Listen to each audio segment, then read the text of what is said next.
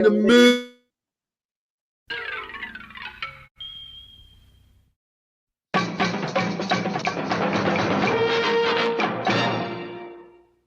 But that's all right. It's me and you. We got a special kind of friendship. I am not your friend. Sure you are. Fishing buddy? So yeah, let me just point this out. Like that line has always like troubled me in Dune. Mood. Not in Yeah. the mood. Mood is for women and cattle. It's a thing for cattle and love play, not fighting. And I just was Okay. like, what the fuck does that mean with cattle? What do you mean? Like, what the fuck mood has anything to do with cattle? That was a bizarre statement. The love play, I get it. Okay, put those two together and you get it. That's too redneck for me. Too redneck for me. So I see Snorty is here. Hi, Snorty.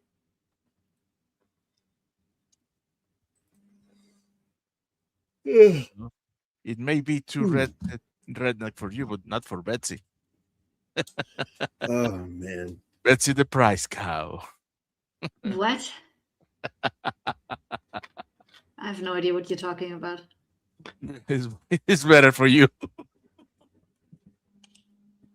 Man, so often I feel like I'm too European for this. I don't get it. It's weird. Oh.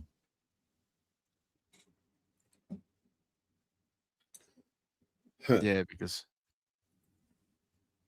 Oh, often in the mood. Hi, Snorty. This is a 20-meter cannon, the most powerful handgun in the world, and can wait. What? It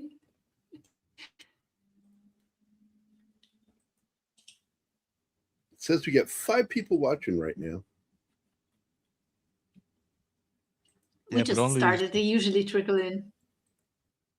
Only Sonoris. What are they? An STD? It's a Clint Eastwood movie. We should get people to watch this. Here it is. Thank you. He needs to be rewarded for jokes like that.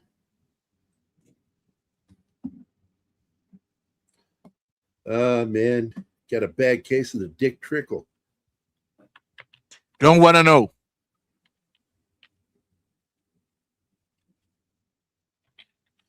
So it says, are we live right now? Yeah. On Rumble? Yeah. I'm not seeing it. Hold on. Rumble can be a little finicky. Sometimes the show appears like 15 or 10 minutes after the show. But okay, now it's running. I'm in there now. I can see it. It's showing us live. All right, I'm pausing that. I want to keep an eye on Rumble for obvious reasons. Okay. And wow. Dick Trickle, what a guy.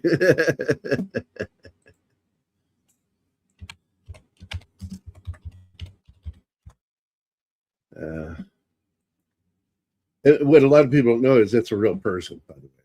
It's a real name. Oh, God, what a name. Yeah, his name is Richard Leroy Trickle.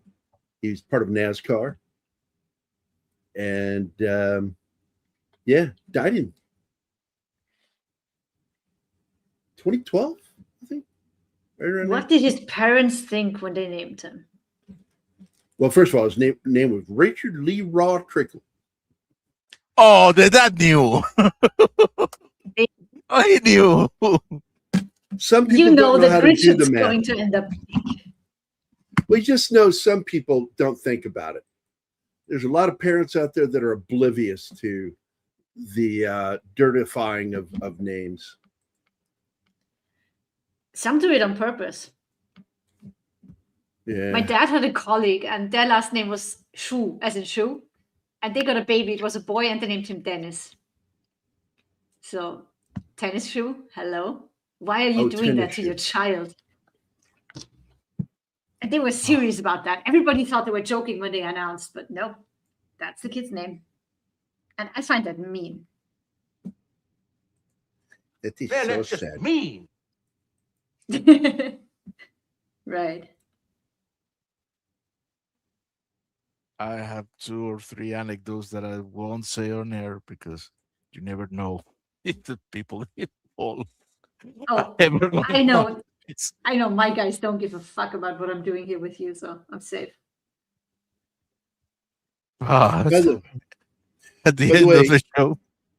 one of Dick Trickle's cars was Gran Torino, as I recall. He was very fond of the Gran Torino. Let me guess, was a NASCAR driver. Yeah. Hmm. He was a pro racer, coach, and he was around for a long time, man. I'm going to look it up real quick. Hold on. All right. Hold on. See. Dick Trickle. Richard Leroy Trickle, born in 41, died in 2013. I was off by a year. Was an American race car driver. He raced for decades around the short tracks of Wisconsin, winning many championships along the way. Trickle competed in the ASA, the ARTCO, the ARCA, and the IMCA, and then NASCAR and USAC. He ran a reported 2,200 races in his career. Wow. 1,200 of those were featured races, big races, like with titles and shit. Like this guy had a career, man. And he was in love with cars from like childhood. Like I remember reading about him that he was like working on cars at age 8. Wow. Some start early. Yeah. This look, Thunderbolt and Lightfoot is one of the weirdest names for a film, in my opinion. I was not too intrigued by this film by its name. But later on in the 80s, because I don't remember ever seeing this movie outside of the theater with my dad, because my dad took me to see every movie, or my brother. And but I didn't quite engage with this film. I just remember as a kid being super sad at the end of this movie and being upset. And this is, we had just moved to Virginia, so this was, because this was 74, as I recall, this movie. Well, the ending upset me too. Yeah, me too. Yeah, I think know. Mm. He sneaks It's, from it's you. not a it's not an upset that you go, oh, the movie shit. No. The ending doesn't ruin the movie, but you get oh, come on. Yeah, why? He didn't need to die, right? It would have worked with a happy ending. No, he was. Well, the sad part is he didn't just suddenly die; he slowly died. Mm. He had an aneurysm, a Brain bleed, bleed something into like the that, brain. Yeah, it was a brain bleed, and you slowly watch him, the slurring of the speech, the limp, all of it. But by the way, if your last name is Hunt and you're a boy, they should have named you Ethan. It's the coolest fucking name for Hunt. So It's a lot of responsibility comes with that name. Hmm.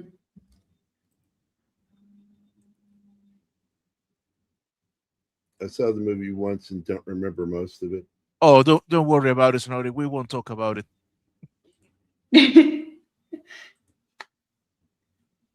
And here's when Gary kicks me out. Nope. I mean, it's not that big of a story. Yeah, I don't it think could have anybody- it could have a better a tad He's of hiding. better They edition. catch up with him. He teams up with the kid. They can't find the money because the school doesn't exist anymore. So they decide to do another bank robbery. And that's basically it. Hi, James. Hi, James. James.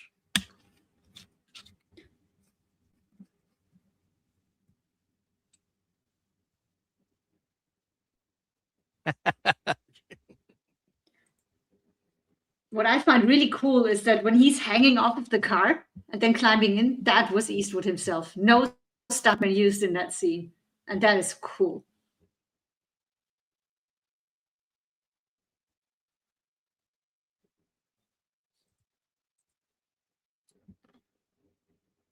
Yeah, Ah,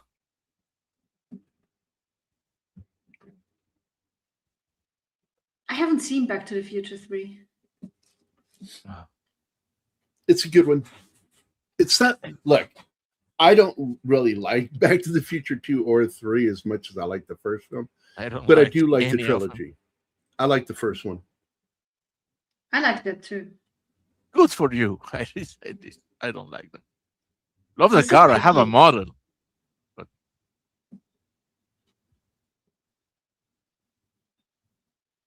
Since when are you so picky, Martin? I'm tend to be really picky with movies about science fiction, and especially time travel. Yeah, it's meant to be fun. Come on. Sometimes you need to check your brain and just enjoy. And I can't believe I'm telling you this. And there are things I won't forgive in an argument in a movie. Hmm. And I feel bad because it has some fun moments. It really has some fun moments. Beef is awesome in all its iteration through time, but man, the time mechanics are shit.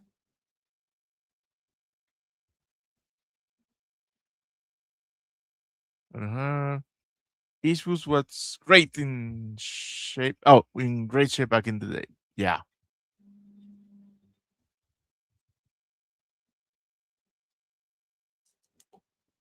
Now, I saw yesterday that Ryan Reynolds is writing and producing uh, an, a remake of this, and I thought that it would be nice that he played Lightfoot and Hugh Jackman played Thunderbolt, but Ryan Reynolds is all he needs to be Thunderbolt. I don't think it needs a remake. Well, they are doing it. Jeff Bridges, was in Yeah. it. This was his first major starring role, which was really good. It's good for him.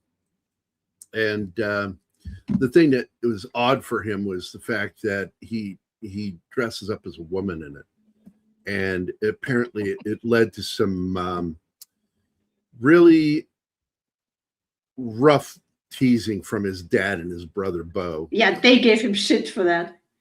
And he said he it was also- weird to look in the mirror and look like your sister. Yeah, that was. He says it was really weird because he could see his sister in the reflection. It was like Let me odd. tell you, he pulled that better than Willem Dafoe. Okay. Oh, don't you remember? Yeah, Boondock Saints. Yeah. Oh my God.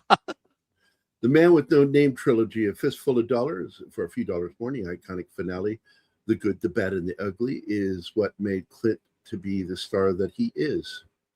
There are a lot of things that did that. Is him refusing to follow other people's rules. And when he created Malpaso, he decided to basically forge his own trail. And his first film being that of major film distributed through Malpaso was Play Misty for Me. But the first movie he actually worked on under Malpaso was the movie Hang 'em High. 1968 was the first movie. And I was watching an interview earlier with, Anima of Michael Cimino. Cimino. It's Cimino. For those who don't know how to say his name, it's not a soft C. It's Cimino. Anyway, so Cimino is talking, and he's giving a lot of information to the interviewer. And this looks like it was made around 2007, 2008. And he's given some good information, but then he says, and this was the first movie that Clint Eastwood did under Malpaso, and that's not true. He'd done multiple films by this point, including Dirty Harry. Dirty Harry was also a Malpaso production. Yeah. Rawhide. Do you know what Malpaso means? I have no idea. Misstep. Yeah. And it's funny because they made absolutely great movies. So, Well, it's sort of like when I named our production company when I was working with Dale Dye and John Del Vecchio and the guys, and we named it Charlie Foxtrot Entertainment, which means clusterfuck entertainment. It's fun to name things ironically, that are ironic. Yeah. I think it's a good thing to be ironic.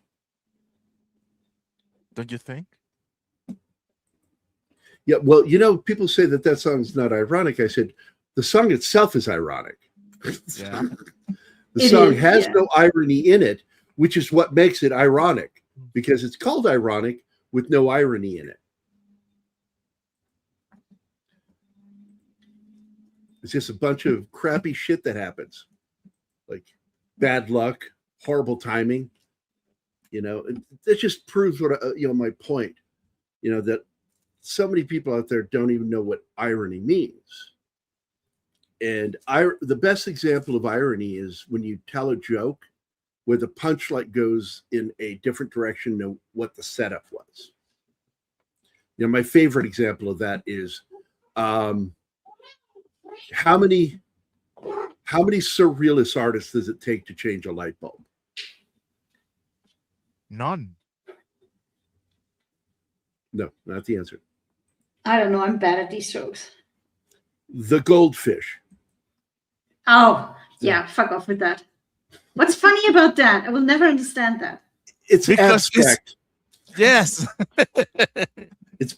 You're giving something completely. It's a non sequitur. It has zero relation to the question. In fact, only a wrong answer is a correct answer. Yeah, and my favorite though is the how many clinical psychiatrists does it take to change a light bulb? One, but the light bulb needs to want to change. That's it. That's actually a good one. And That my one's favorite fun. one is how many emos does it take to change the light bulb? I haven't heard that one. Fuck the little bitches. Let them cry in the dark. That's awesome. I told that to my daughter, and she went, Yeah, well, she thought she's an emo. yeah.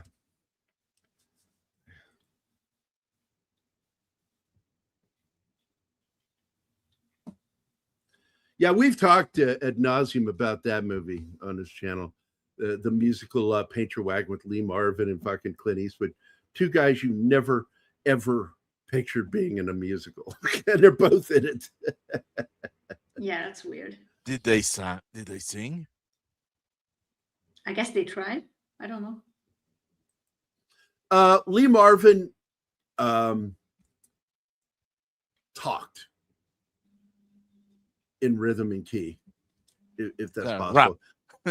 Yeah, kind of a quasi speaking.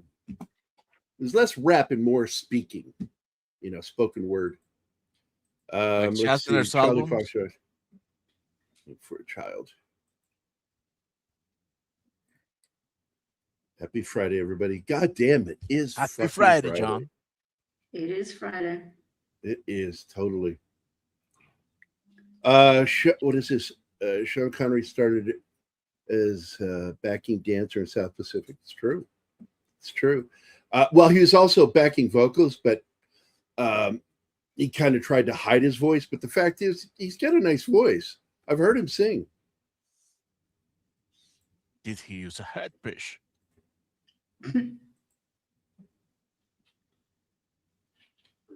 He was a singer of shorts.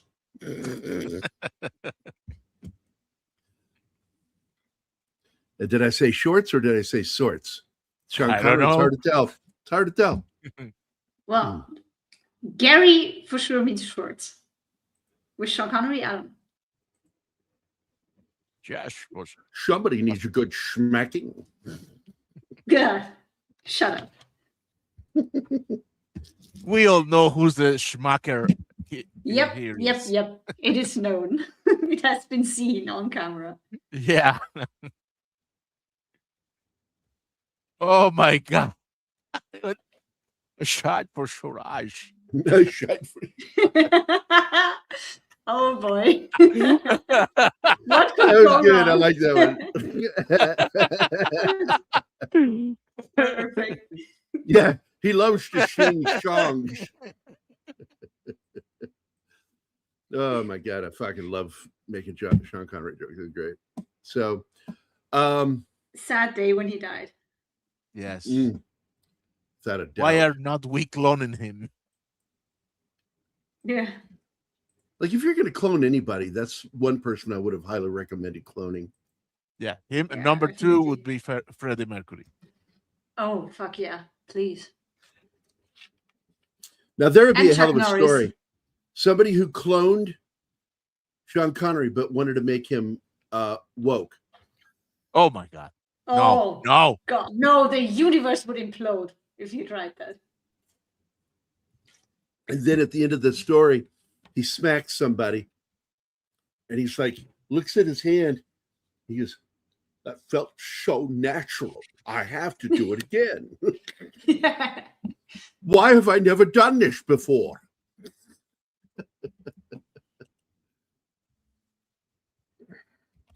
So one thing I guess I kind of wanted to get into, a lot of these locations, these churches and stuff are gone now. But there is a great video out there. I shared it in the PCM management group. Martin, do you think you could snatch that and bring it in and share it with everybody? Yeah. Because it's a really good video. And I love the way this guy directed. He's, I do believe he's French.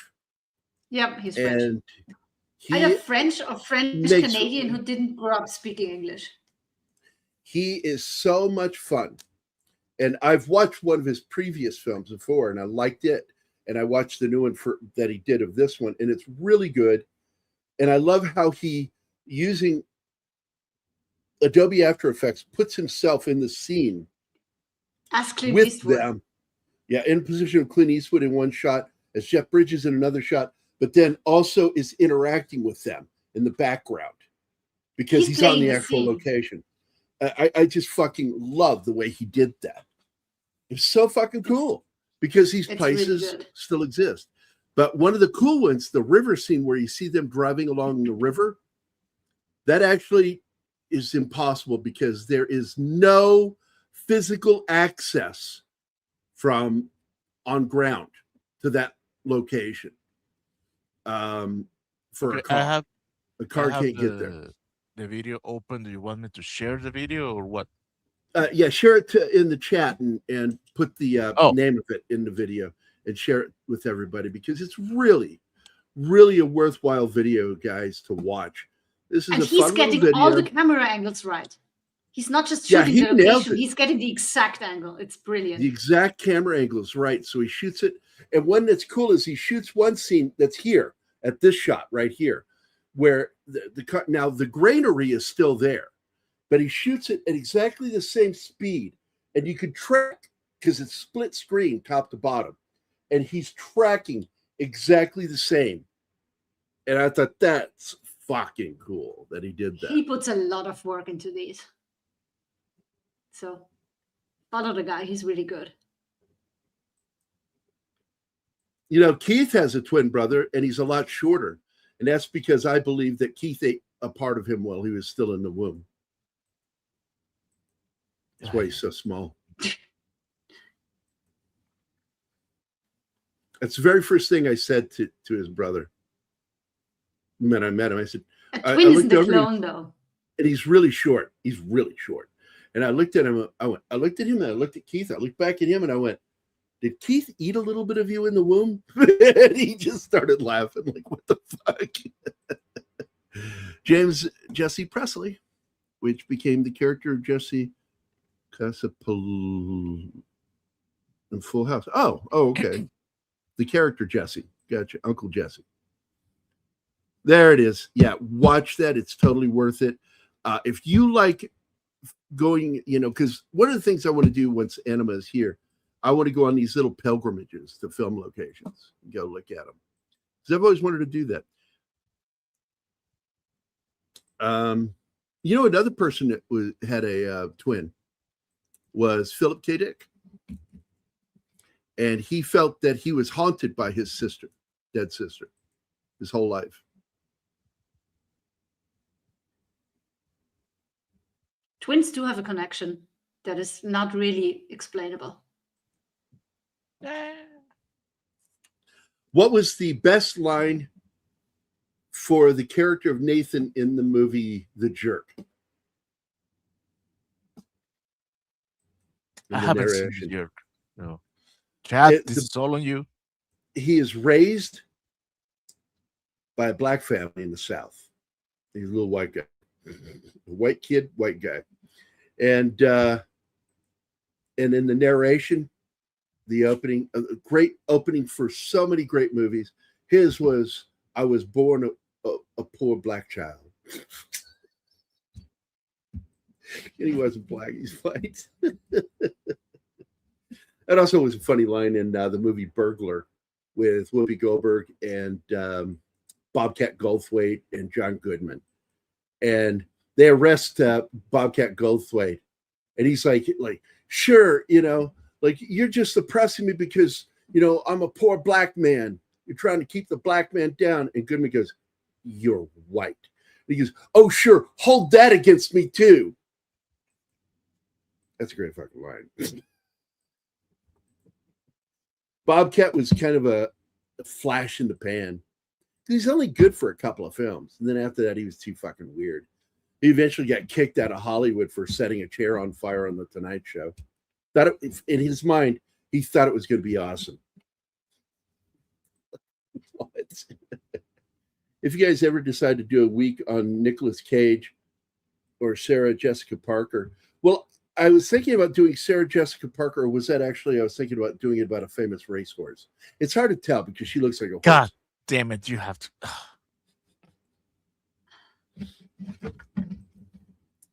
But no, I'll probably never do one on Sarah Jessica Parker. I mean, there'll be stuff with her in it, but I probably will never dedicate a week to her. I'm Anthony Cage, not a fan. Not with her. No. L.A. Love Story? L.A. Love Story is great, and she's in that. And that's also on the list for Steve Martin. So you will do one. I just said that. Were you not paying attention? Not really. Not really. I'm fighting my computer here. I said I would never do a week dedicated to Sarah Jessica Parker, but I will probably do movies that she's in. But I will never dedicate a whole week to her. So this is the location where they're driving along the water down by the shore. That they couldn't get the car to that location, so they had to bring it in by barge just for that one shot of it driving along the shoreline. And what you got here is this road. It's a road movie because Eastwood wanted to do a road movie. And this was his road movie where he and this guy become best fucking friends. They both have a really great impact on one another as characters. Yeah, it starts great though. Because when Eastwood climbs into the car, he calls him an asshole because he's driving like shit. Also, want to point out that he did his own stunt there. That was all Clint so cool. Climbing into that car and hanging outside of it. Yeah, just say nay.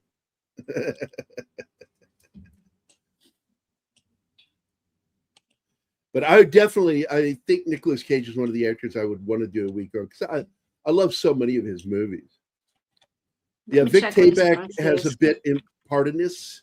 He played the part of Al, I think was his name, in Alice, the guy that owned the little cafe. And also, isn't Vic Tayback in a bit part in no, wait a minute. I'm going to go look. I'm not going to open my mouth and be wrong on this one. Gary, I'm adding Nicolas Cage to January. Okay. Because we have 2 open spots. And I'm in there anyway right now. Come on. I know we did it already, but we should do Renfield again. I mean, the way Nick acted like an asshole in that movie, it's awesome.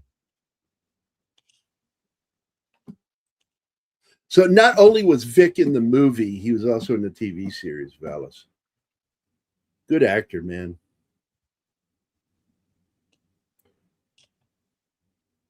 I am going to go look because I'm not sure if he was in that movie or not, and I don't want to say he was if he wasn't. And no, I don't think he was.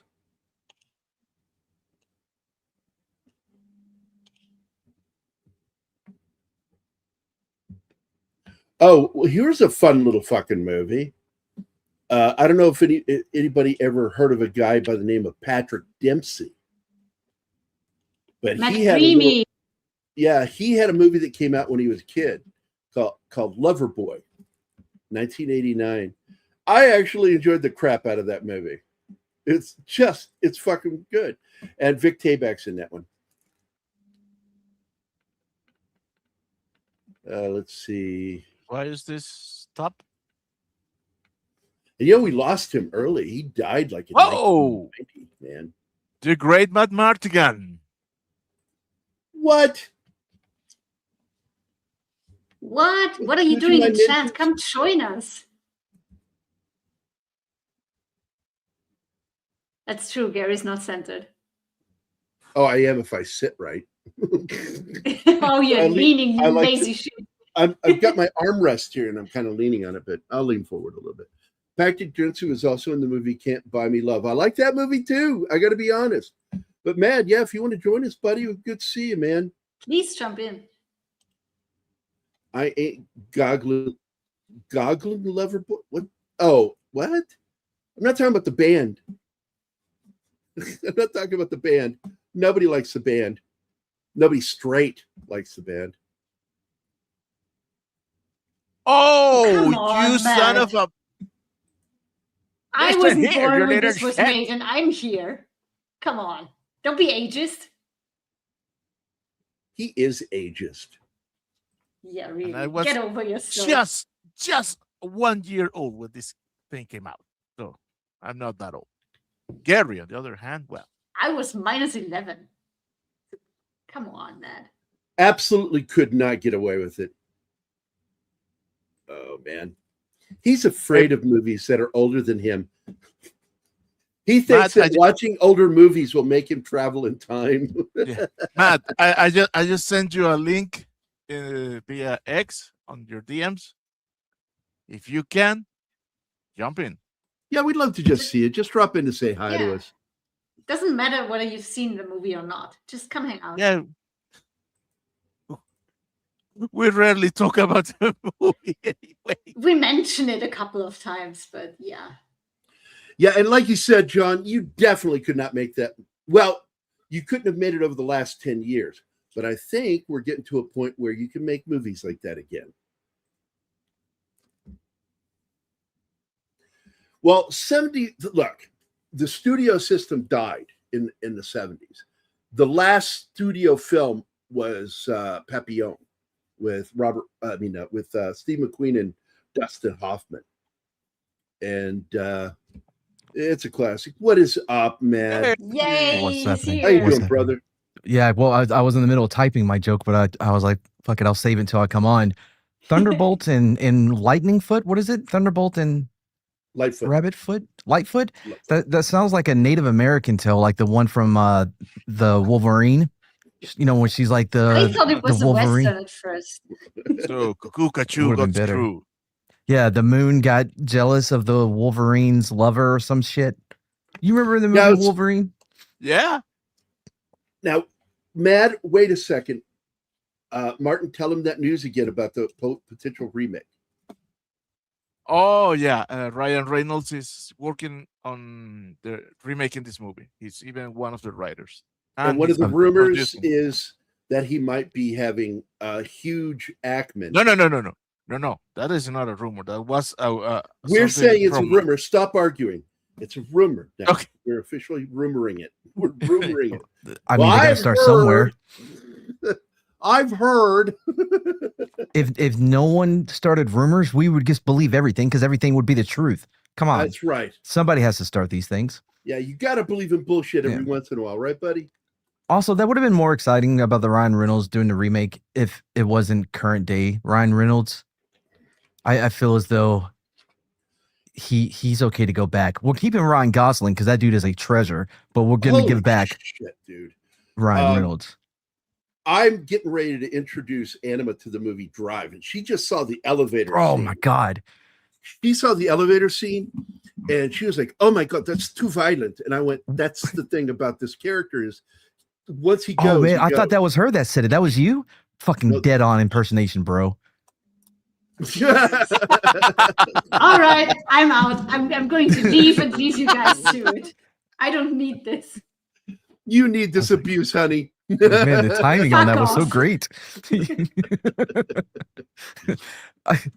But that movie is great, isn't it? You liked it, right? It's phenomenal. Yeah, absolutely. I was years late on it. I may have saw it for the first time 3 years ago, but I really wanted to hate Ryan Gosling so bad because The Notebook just bothered me so much. Oh, that's such a gay movie. I hate that movie. I know. I wanted to hate him, but god dang it, you just can't do it. He's too charming. Yep. He lights up the screen. The Nice Guys, phenomenal movie. Absolutely. Fuck, man. You know, it's like, you're like, how are these guys becoming friends? He broke his fucking arm. And yet they become buddies in the movie. It's fucking great. Also, they do a great Abbott and Costello skit there. Did you catch it? When he falls I know down who the they hill, are. when he's drunk yes, and goes yeah. down the hill and he runs into the body and he's trying to whistle and he can't Yeah, and he's whistle. just like, yeah. That's an old Abbott and Costello gag. And Yeah. I just lost my shit laughing at that. Anima enjoyed the crap out of that movie too. She's a Good Ryan movie. Gosling fan too, by the way. Oh, She loves who Ryan isn't? Gosling. The Fall Guy. I mean, I think he's So underrated. The Fall Guy. Why that movie didn't do well blows my fucking mind. That I is don't know, a man. great fucking movie. Marketing. Nobody knew what it was, really. Because I they was didn't happy to market see it what properly. Project Hail Mary pulled in because that movie, the girlfriend in tears the whole time. Like every time Rocky, because she was worried about Rocky throughout the whole movie. But Project Hail Mary was so good, bro. It felt like I suspect early Rocky 2000. represents you in that relationship. Well, because I'm Poor burnt, Rocky. racist. I didn't want to say it, but I'm so glad you got it. Yeah, because I live with it Oh my god. every day. Oh my god. Oh my god. I love you. And during these hard months of summer, it's even worse. Well, what And do you do about that? Because like Stay the fuck inside. well, see, I'm on a medication for years that I can't go out. I'm not supposed to be in the sun for very long. And that makes me so happy because I'm mostly Celtic. So I don't like the sun. Yeah, But- I worked nights when I was a cop and stuff like that, and I'm more of a night person. Anyways, I keep my shit at 63. The AC's at 63 during the day, 58 when I go to sleep. Took the Boom. girlfriend a few years to get used to that, but she's used to it now. That's a fucking Yeah. fridge. Yeah, it is. Crazy. To me, that's perfect because that's a temperature I like. And what's funny about that to me is like when women can bitch about it, it's like you can put extra clothing on and more blankets. No, Yeah, but the I thing can't is, do anything to cool off. it works when you're inside all the time. If you have to go outside and it's fucking hot, Oh, it's horrible. just it's unhealthy. Those huge Well, it's not temperature unhealthy. changes. Oh, It well, is. yeah. My back feels like it's on fire as soon as I step out, but it's better than the alternative. But like I've always said, you can always put on more clothes, but you can only take off so much until people start getting uncomfortable. You know what I mean? That's Mhm. why I prefer the cool weather. Yeah, you haven't been with me in winter. There's only so many clothes you can put on. Wait, is there? I mean, it's called layers. I know, but Have Like you never seen onion. the young ones? I would look like the Michelin logo. Oh, everything's put on made out of enough bear and clothes. shit, right? And like muskrats or whatever. Whatever they do in Eastern Europe for clothing. I'm not in Eastern Europe. What are you talking about? I'm Central. Are you? Yeah. Bang in the middle. Hey, Grok, is Germany Central Europe? Oh, fuck you, Matt. That's my last one. That's my last one. I will say though. Nobody believes that. No. Getting back to the weather thing. I'm going to visit my dad and stepmom in Costa Rica, and man, I'm like, there's no way I could do it in August. I may have to. No. I gotta still get my passport and stuff, but I'm shooting for September, so hopefully it will be reasonable by then. What's the SP on the cream you use? What, 75, 200? What? No, I'm a fucking guy. I don't use any fucking. Well, I do if I'm going to be out for longer Yeah. than an hour. Yeah, that's what I'm talking about. Like, you know, what do you use? Because like, why would I know that? I have a girlfriend, bro. I'm not gay. Like, why would I need to know this information? She could be lying to you, just putting on like body cream and not actually putting on suntan. No idea. Yeah. That's why you have to trust her, you know. But that would be the same if you asking, "Hey, what kind of laundry detergent do you use?" What the fuck? It's a yellow bottle. Hey, you're former military. You did your own fucking laundry for a while. Yeah, and it didn't turn out well all the time either. Well, that's once I got to permanent party, I didn't do my laundry anymore. I sent it out to get it done. And it was much better that way. Because you were BDUs too, right? I came in at the end of BDUs, so we did have them. And man, having to iron those things every night, you know, fucking spit shine the boots every freaking night. Oh, the boy, ACUs were ugly, but boy, it was if you nice get not caught to do washing it wrong, you could get into so much trouble because there's some element that's in the fabric that gives you a lesser radar signature. Wait. And if you send it to the wrong laundry and have it done wrong, it'll wash that shit out of your clothing, your uniform. Okay. Number one, you have shaken Debo's Martin pillars of reality here. Yeah, Med's not gay. Wait a minute. What? I've never denied it. And number two, it's a crime what they did to that Riviera. I'm a big fan of the Rivieras. God damn. Wait, the Buick casino boats in Shreveport? No, the Buick car. Oh, Buick. I thought you said Riviera. It's a Riviera, Buick Riviera. Wait, I thought that was a casino or a casino boat. No, true it is. Oh boy, I can't identify where you're from, but I'm definitely picking up on a foreign vibe.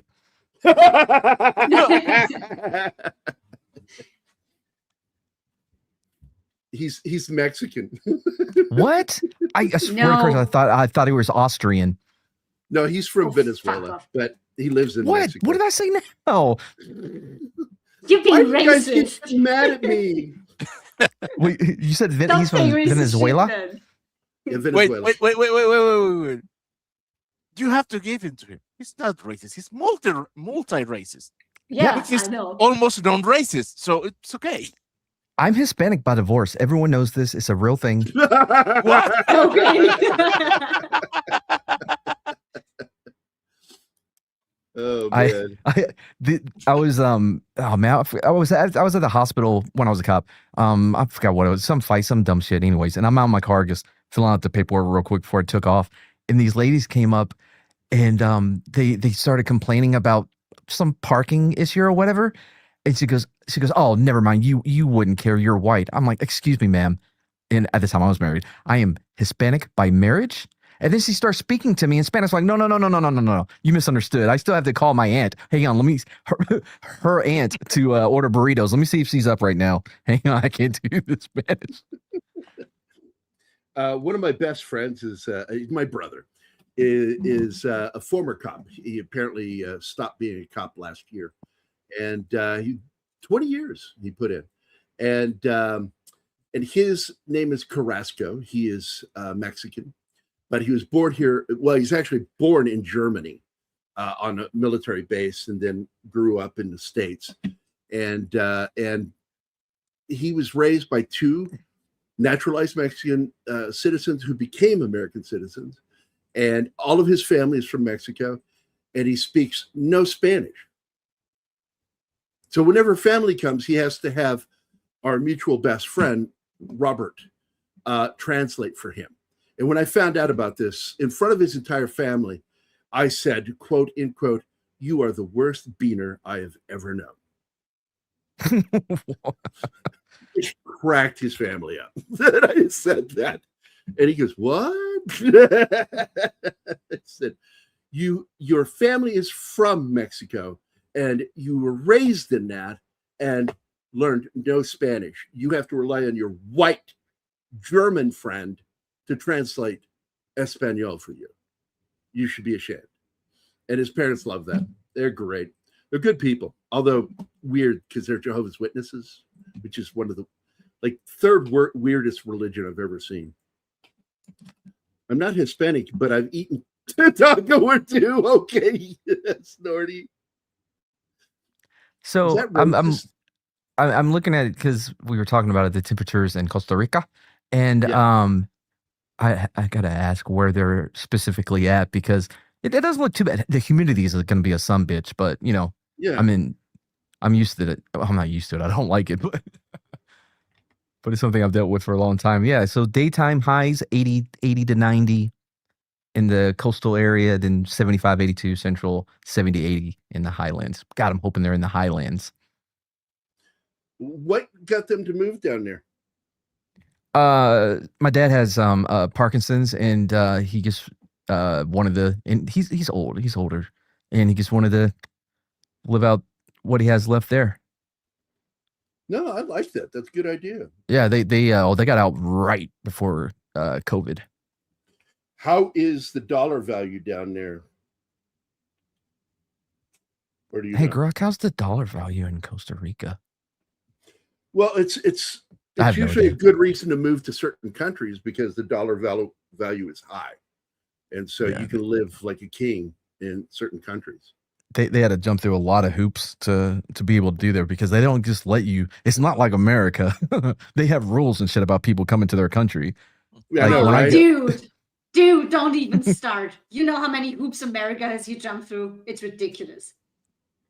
What? Have you tried the southern border? Don't go through the north one. I'm trying to do it legally, and I have been trying over 1.5 years now.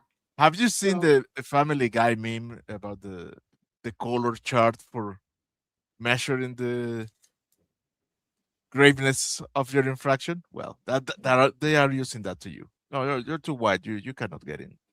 Yeah, exactly. Oh, with the little cards, right? They're like checking your skin tone. Yeah. Yeah, they're looking at anime. It's like you come from one of the better countries. You've got a credit grade. It's extremely high. Yeah, we're not interested in you. And a natural ginger? No. No, we're not. We don't want you. Yeah, so I have to have cash. Passport is too good. Okay. I have to have like cash on me to show that no, I'm not just going to be a leech on the Costa Rican public services or whatever. I have money while I'm here, and then they're like, "Cool, when are you going back?" Like they make sure that. Wow, really? Oh yeah. You can't just from everything I've seen, you can't just show up and be like, "Let's do this, Costa Rica," and they don't like that. It may be a little easier since my parents are residents. By the way, They're now legal residents. Oh, I don't know. They live there. They own property there. What I do know is, you think my Spanish is bad? My dad, I don't know how he's doing it down there. I'm pretty sure my stepmother is the one that's doing all the talking. By the way, I just forgot. There was something I wanted to talk about with this film. Okay, so a lot of people don't know that the inspiration for this movie came from an actual, very well-known crime, the Brinks robbery, where they used a 20 millimeter anti-armor. Is that a suppressor? That is a fucking suppressor they built to put on the end of this fucking cannon. It fucking because it's not going to silence it. Well, of course, it fucking lowered the noise. It's a misnomenclature, anyways. Because it was very similar. They had to go through this one place to get into the other, to get into this vault, and they used this 20 millimeter cannon, mounted it, and put a fucking suppressor on the end of this thing. Wait, and it says 20 Mike? Yeah, it's 20 Mike. And fired this thing into the wall multiple times until they put a hole in that wall so they could go into the vault, steal the money, and fucking leave. Huge fucking robbery. And that was the inspiration for this movie.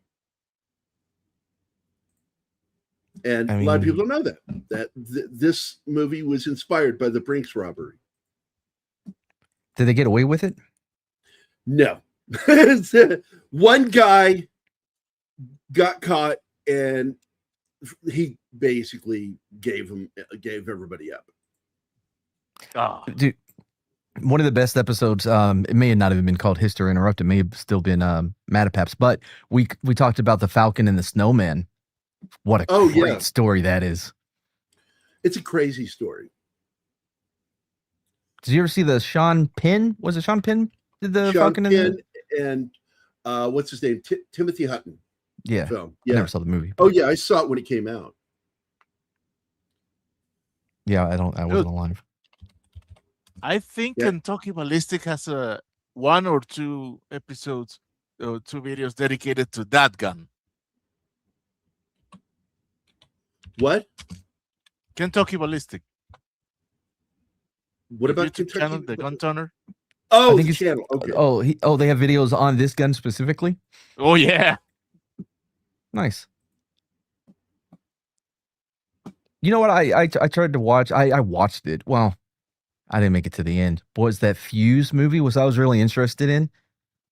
It's a smaller indie movie, but it has homeboy from Godzilla, Aaron Johnson Taylor Smith, the guy that married that old lady so he could be famous. Yeah. Him. Oh, the Australian guy that they tried to make us love back in the day. He was in the Terminator movie. He was in the Good For You one. What the fuck is his name? You know, Oh, Good For You. Kristen Bell. He was the other guy. Christian Bale. Right. No, his Terminator movie. His co-star in that. Well, that asshole that Hollywood keeps trying to sell us, and nobody. Well, wants they gave up on it, but I like him now that they're not trying to to force him on us. What is his name? Sam Worthington. Wow, I got that on my own. No bullshit. Got that on my own. But yeah, so he's in it too, and it's a bank robbery movie with an EOD team because they find a explosive that they think is from like World War II, blah blah blah blah. Fuck, it was so boring. I don't know if it's because of the British police force system. It was just so boring, bro. I just could not. Is this get into the it. movie Fuse that just Fuse? came out? Yeah. Yeah. It's a new one. I got sent a copy of it by my buddy Mark, and I declined it. I'm like, no, thank you. I saw the trailer. The trailer didn't look good, so I'm like, no, I'll skip that. I don't think it's to the level of, oh, I'm going to decline a free fucking movie. boring. I mean, there was some good. Well, it was fine. I just watched Normal yesterday. That one is the one I'm wanting to see. So the action, very fucking cool. Sloppy. It's a sloppy made movie though. The ADR is just like it's so prevalent. It's almost its own character, like Sex in the City. How New York is the 7th character. The ADR in this, it's its own fucking character. It's so blatant and obvious, and there's a little continuity errors here and there. Like, really, you guys didn't pick up on this, but overall, it was enjoyable. Okay, that's what matters. Yep. Yeah. I'm trying to think of any other movies I've watched in this century. That I watched from this century. You know what I mean? Oh, Beast. Oh wait, Beast. What's that one about? That's the MMA movie with. Oh yeah, Anima's not going to watch it, but that looks good to me. Russell Crowe. Yeah.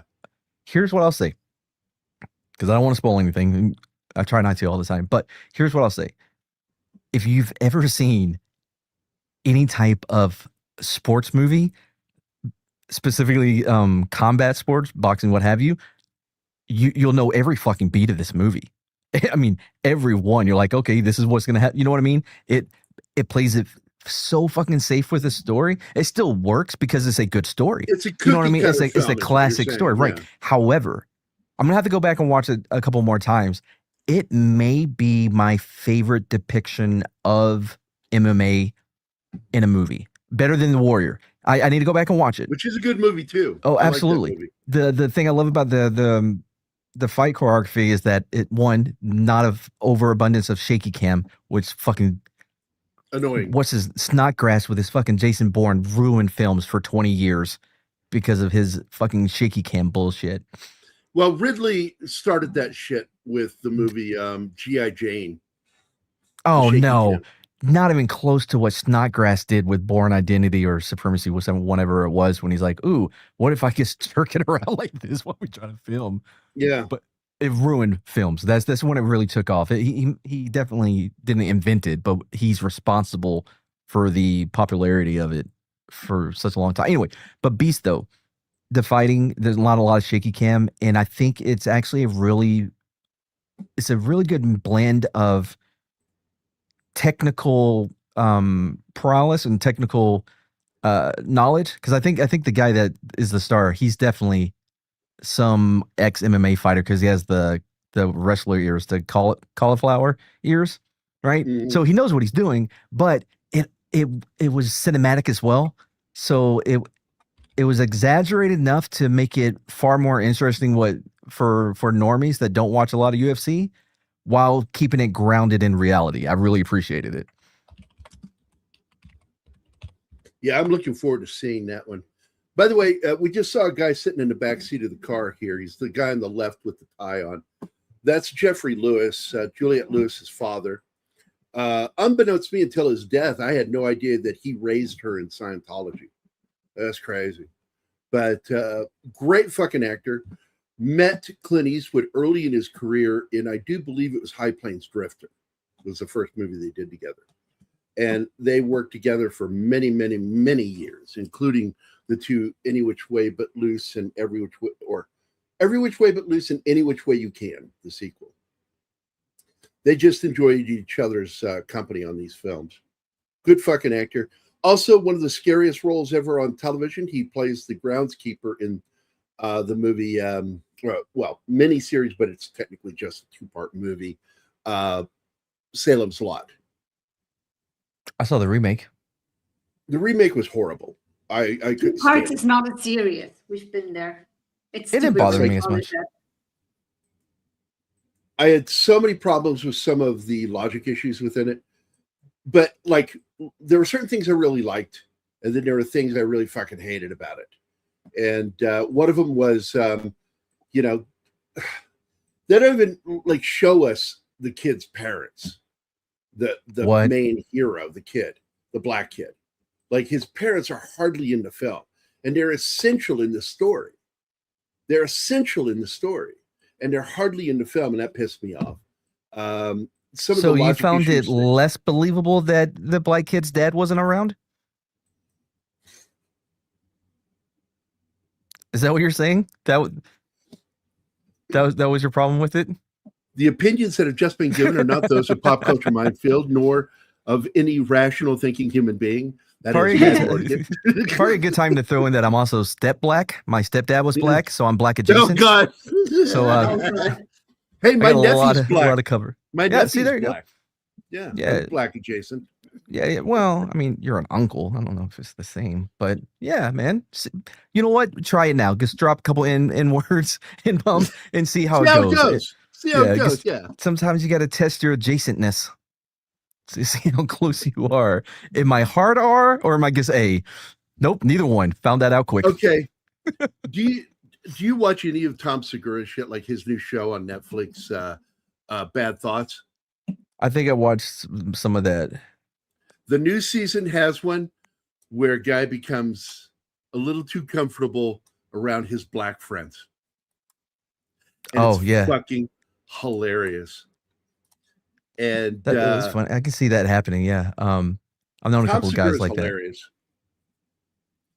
That. I think the reason why it was so easy for me to just get along with everybody is because I didn't code switch, as the kids would call it today. Didn't do a lot of code switching. Right. But I did know a couple of guys that, I mean, they were white, but they didn't. There was only one legit dude. He came from a city. I forgot what city it was. Like he came from like the inner city. I'm like, oh, he's blacker than most of the people at our small ass school. You know, we have 150 people in our graduating class. This guy's blacker than most of you. Right. Because he came from like the projects. You know, and then all my friends that were like, you know, they're riding horses and shit. What? That just registered with me. Like, what? They horseback riding? Bro, I What grew up else on a would you ranch ride? in East Texas, my guy. We had 150 people in my senior class, and that's 5 or 6 towns combined. Goddamn. Yeah, we raised Black Angus. I'm cowboy adjacent. You're Black Angus. No, I didn't say no. We raised Black Yo, man, Angus. that's Black Angus. You remember the movie Angus? You know that's a cattle Oh, race, yes. right? Yes, I do. And I like that movie. George C. Scott's last movie before he died. What did you say, Anima? I said you know that's a cattle race, Black Angus. I know that. I was Do- being a yeah. jerk. Good. because we're talking about Black. I I knew never it. know They were with you. outside my fucking window. No, that was for Gary. You never know with No. him. He can be confused. You know, he's Ugh. old. I gotta be honest. I'm so glad that they sold the ranch because that just wasn't me. You know what I mean? There was some like, oh, I'll pass it down to. I'm good. That's not my kind of a thing. You know. Cows stink, bro. They stink so bad.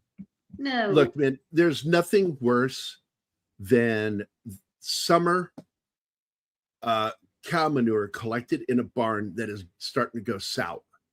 That's the problem. The smell of sour cow manure is one of the most repulsive, vomitous smells I've ever smelled in my life. Yep, that's why you got to pick them in the morning. Yeah, that's why you muck the stables. Oh, I was talking about mushrooms. Because you want to get them early in the morning. Well, this one barn farm or ranch, technically, I used to visit all the time. They were collecting the manure in a barn by itself, and the smell of that fucking barn was just the grossest thing I've ever smelled in my life. I was always Sounds like hoping climate terrorists to me. Why are they keeping all that methane well, bullshit? yeah, what's with that methane, man? Go make a bomb. I like the Wait, book. no, but why were they keeping the shit though? They For were like selling it. sculptures? They were selling it. Fertilizer. Yeah, To selling it who? for fertilizer. For like, oh, we're out of Farmers? clay. What are we This gonna is- use? This was out in Farmers. Tracy, California. There are a lot of fucking ranches and farms out there. Anyway, I read it in high school Gothic literature classroom. Okay, yeah. I actually read the original Jerusalem's Lot as a short story from, I think it was Night Shift. And then later, I read Stephen King? Salem's. Yeah. I prefer his short stories. Oh my God, this is the best part of the fucking movie. Stealing the fucking ice cream truck. This Oh, little yeah. tiny ice cream truck. And the kid. I And the thought kid's that was, annoying him. I thought that What? was one of those European fucking police vehicles. I know, right? Ah. Ticket, What? what do they call those? Meter maids. Yeah. The meter maids. But that's what man. they all drive there, though. Europe. You're so No. dumb. Like, you don't even give your cops guns. You have to have it blows my mind every time I'm watching some crime or cop thing that takes place in England or whatever. They're like, oh, we got to get the gunnos. I don't know what they call them. Like the armed police. Like, you have to call them in specifically. That's so dumb. We would just No, have it's not. spare guns in our desk. You know what I mean? Just laying around. Open a microwave. Like, who left their Glock in the microwave? You know. Dude, that's a cultural thing. European police rather de-escalates than uses guns. And it Yeah. works mostly. We did de-escalate too, but guess what? Sometimes Well, this is yeah. not an option. If Yeah, you're it's listening like- now, Then you only have one option if you do it the way Anima does it. You don't have the backup option that, Yeah. de-escalating is not working. What do we do now, guys? I guess nothing. Hope for the best. Jesus How about this? Christ. Y- Don't your you think way- they would have changed it if it wouldn't Well, work? It does. Move on. It doesn't my- work. in my With the- opinion, if you it- lead up it- the it- other guy, there is no more escalation. it works when your country is pacified, except for the new, people of your country. But that's neither here nor there. It's all ceremonial weapons. Drop and the topic. Just drop the topic. We should not talk this shit. On this okay, show. all right. I'll switch from that. I will say this though. Your way leads to a lot more paperwork than Glock's way. You get what I'm saying? Because you don't have to give witness statements and shit for if there's nobody to. It's that kind of humor is why I love Door Kickers Inc. On Facebook. They post some of the most fucked up memes that say shit like that, and I just laugh so hard at it. It's like that's some dark, dank shit right there. All right, here we go. This is this, and I would only use a ceremonial Glock. Go on. This is a ceremonial Glock. Wait, okay, last thing. Sorry. History. Well, listen. While we're here, can I sell you anything? No, I'm waiting for Judy Ann. They have a better flavor of pistachio. Look, kid, go fuck a duck.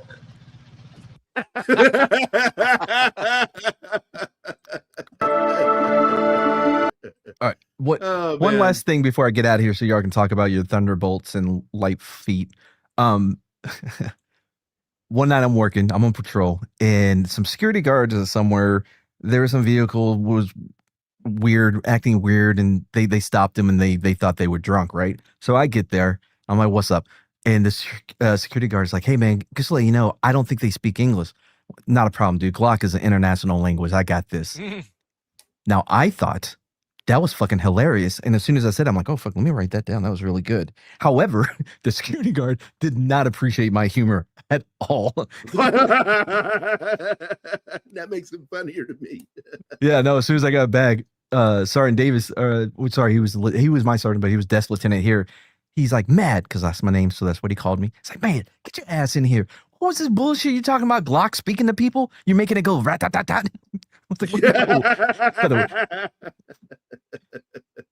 like, I was like, that's no. He took me out of context. What I was saying was, I don't have to know Spanish because I know, pow pow. Yeah. Well, I got to tell you, a very similar thing happened to me as a paramedic up in Seattle, and we had to take a patient. Occasionally, you get the job of transporting a patient from a hospital to another hospital. Mm-hmm. And we were doing that. And we drove way off in the fucking boonies of Washington. And we're driving back. We're going through this small town. And there's this postman with a big box. And he's trying to put the box inside of the mailbox. And my partner, Dewey Baxter, goes, wonder what's in the box. And of course, this is way before 7. But this is in the days of the Green River Killer. And so I made the joke because they suspected it might be a postman at the time. And I said, it's probably a head. And I didn't realize that my voice carried that much. And the postman fucking heard me, got my ambulance number, and reported me for having said that. Yeah, man, dude, people are so quick on that shit. That's why I couldn't. I only work day shift every once in a while when it was cool outside and for overtime. That's it, right? But no, right. I wasn't made for that shit because people remember everything you say at night. Who you gonna believe, this drunk or high fucking motherfucker or me, the officer? Mad. I'm reliable. I'm believable. No, I can't deal with sober people. They remember too much shit. So every smart ass thing I'll say to them, man, they want to go tell somebody. Yeah, it comes back to haunt you later. Fucking, right? Goddamn. Like all daywalkers just have that natural snitch tendency. Right. Dude, look at me. I'm important. I'm out in the daylight. Oh, business, whatever. Fuck off. Yeah, day shift cops, I'm assuming, are what they're you're talking pussies. about. No, I was just talking about daywalkers in general. Or people that are out during the day. Gotcha. Yeah. Those gross people. But yeah, no. Day shift people, you got to be built different for nights, man. You get a good weekend, right? Just one weekend, you will have more experience and see more real shit than your first 2 years on day shift. It's a completely different world. Well, I tell people all the time, this lunacy shit, dealing with lunar cycles, it's a fucking real thing. And I learned that as a paramedic, how crazy it would get during full moons. Oh, full moons? Fuck yeah. Bro, and Crazy. go ahead and try to fuck them. Say, boy, I wonder if it's gonna be a quiet night. Say anything about quiet. Don't jinx it. see what happens. Goes for restaurant workers too, by the way. Don't ever say it's quiet. 29 years as a fireman, saying, go look for somebody in a white helmet. I can't answer questions. Boo. How do you ban people? How do you ban people in chat? Fucking firemen coming in here. Fireman coming in here. No, we love John. He's a good dude. John, you're banned from my channel if I ever figure out how to do that. That was his name is Jan Robert Paulson. Yeah. Oh, that's it. Yeah, Robert Paulson. So remember that one, Matt. Yeah, write it down for him, Martin, so he doesn't forget. Robert, oh no, John Rittaker. I know the name. I'm going to be looking for him. Don't you dare ban him. We love him. In fact, that reminds me. I need to. I think Tuesday. We're going to do the history of firefighters. Because guess what? They started shitty because they were shitty people. John, they actually were. Yeah, I think that's universal. Between 2 a.m. and 6 a.m., that's another thing. Yeah, but it's a little different when you're hearing those cracks in the night. You know what I mean? By the way, I'm just curious. Have you ever had anybody that just fucking hated you?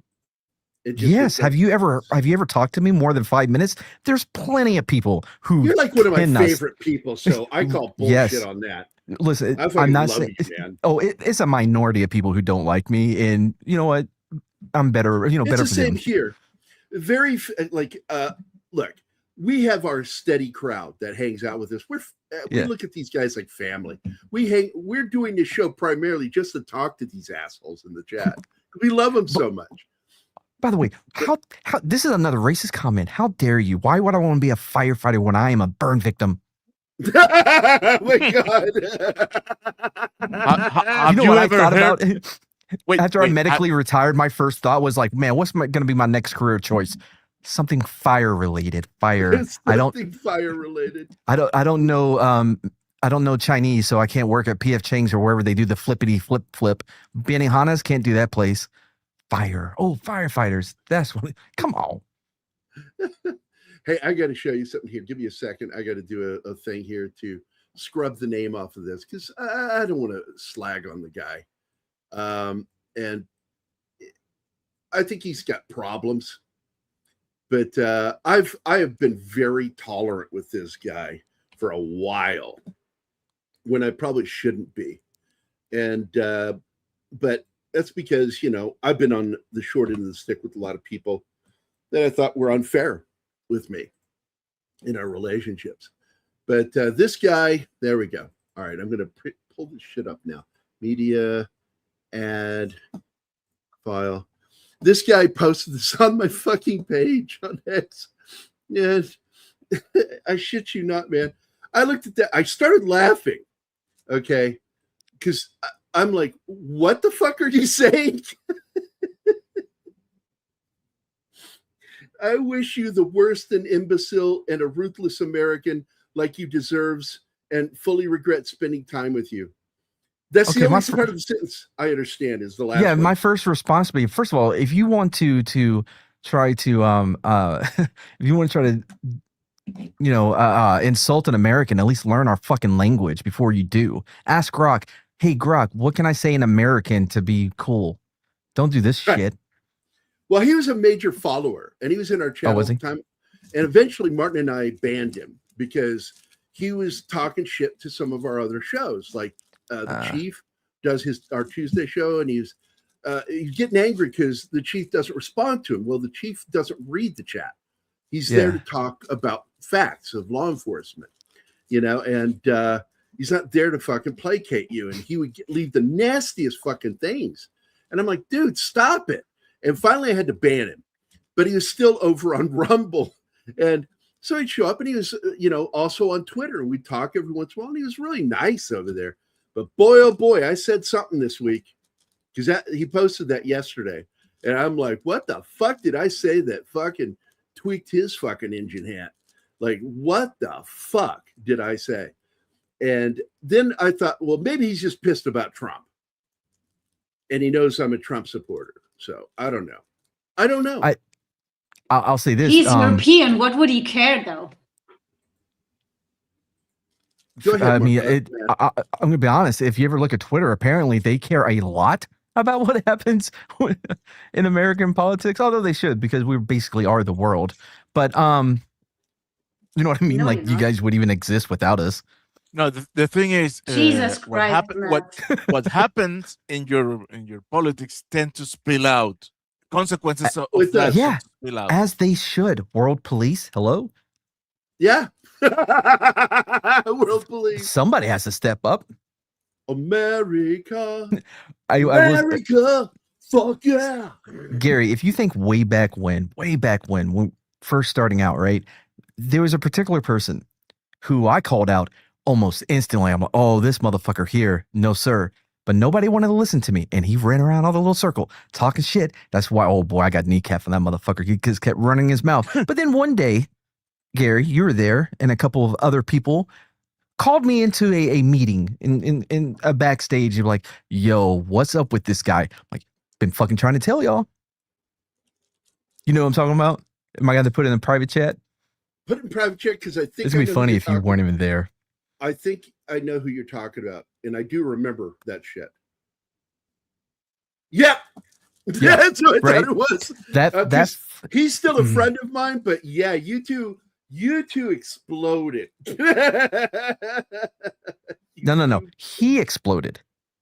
I didn't see. I wasn't running my mouth. He was talking so much shit that 2-3 years later, Stephen Walton had me on his channel to apologize because he's been being fed so much shit from that guy specifically that he didn't trust me. That's why he never wanted me a part of their rogue whatever the fucker is called. I always fucked with him about it. You know what I mean? That's why I had limited opportunities, whatever, when I streamed with Gary and all those guys, all stemming from that motherfucker. Nobody wanted to believe me though. Is he dead? No, he's still going. He's gaming. Look, we still get along, but no, I saw that shit between you two, and I was there that night. And yeah, that was like, I was like, what is happening? What is going on? Because I'm like, look, man, I get it. If somebody has a beef with Mad, because Mad's what we refer to in the profession, a dickhead. It's what I am. Fair. I'm a dickhead. What dickheads? Because you know the guy who did the movie Dead Ends, Batman Dead Ends, is a friend of mine. Okay, and we did an interview with him, and I said, "Oh, you're a dickhead," and he goes, "What?" And I went, "Yeah, you don't put up with other people's bullshit, and you just shoot from the hip." Yeah, they're not an asshole. You're not a jerk. You're a dick, and it's okay. I like being a dick. I'm very dickish. Fuck, my middle name's Dick. Gary likes dicks. I love dicks. I can't get enough of them. I mean, I'm pretty smitten with one dick.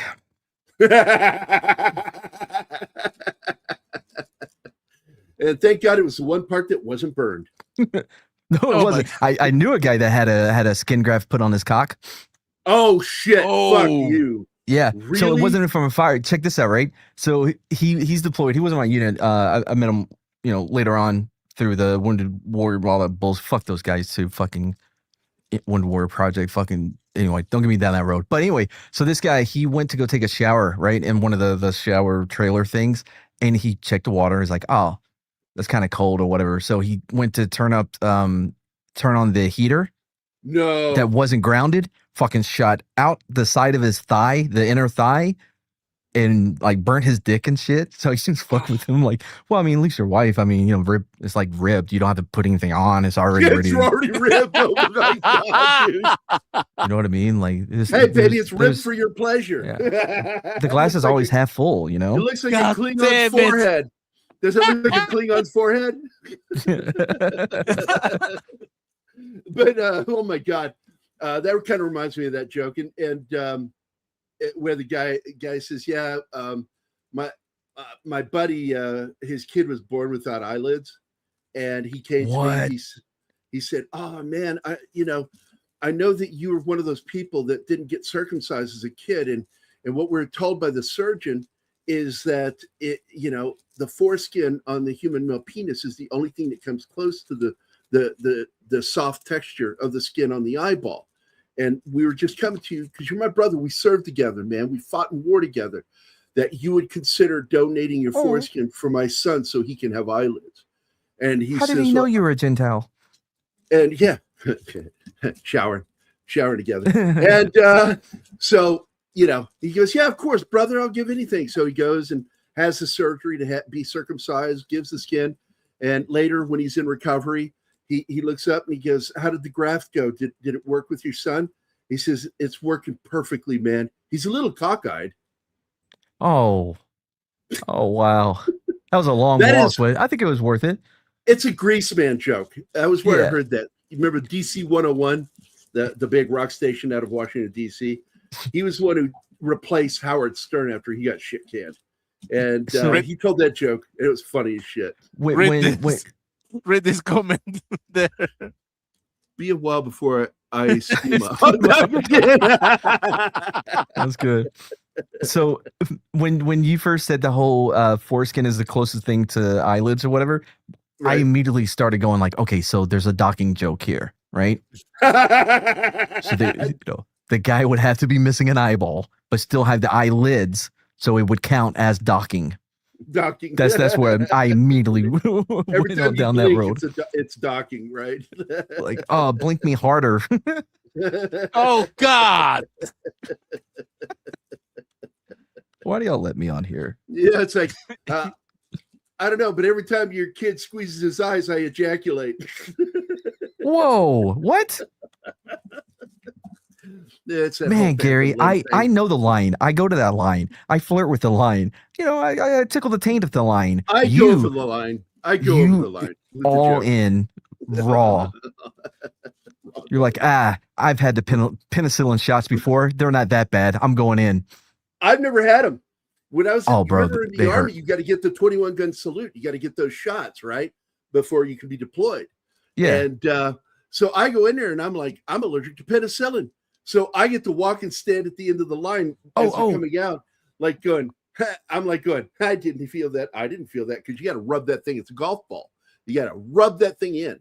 It's a big, thick, gelatinous ball in your ass. And you got to work it into the muscle. I know the Korean War was at a different time, but oh fuck you! I'm not done after you cocksucker. Well, I will say this. I don't remember that part of it. And also, yeah. When I said penicillin shots, I definitely I was talking about the Army shots and not for any other reason.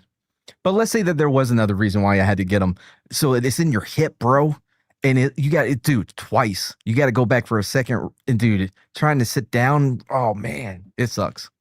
That's why you got to rub it. You got to. You can't rub syphilis out.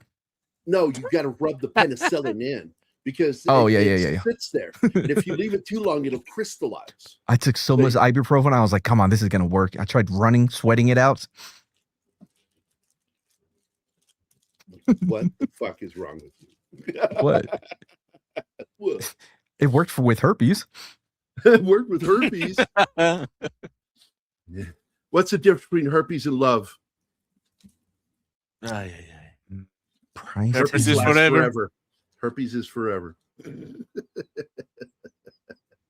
I don't know. I would look at herpes more like friends with benefits. Like you're not always fucking, but every once in a while, it's usually like when you least expect it. Like, oh, they're back or she's back. You know what I mean? Mm-hmm. By the way, I want to let everybody know this episode is dedicated to Anima Confusa. I thought she left after that one. I thought that was her line. She is completely checked out right now. She is no longer involved with this show. To you and me.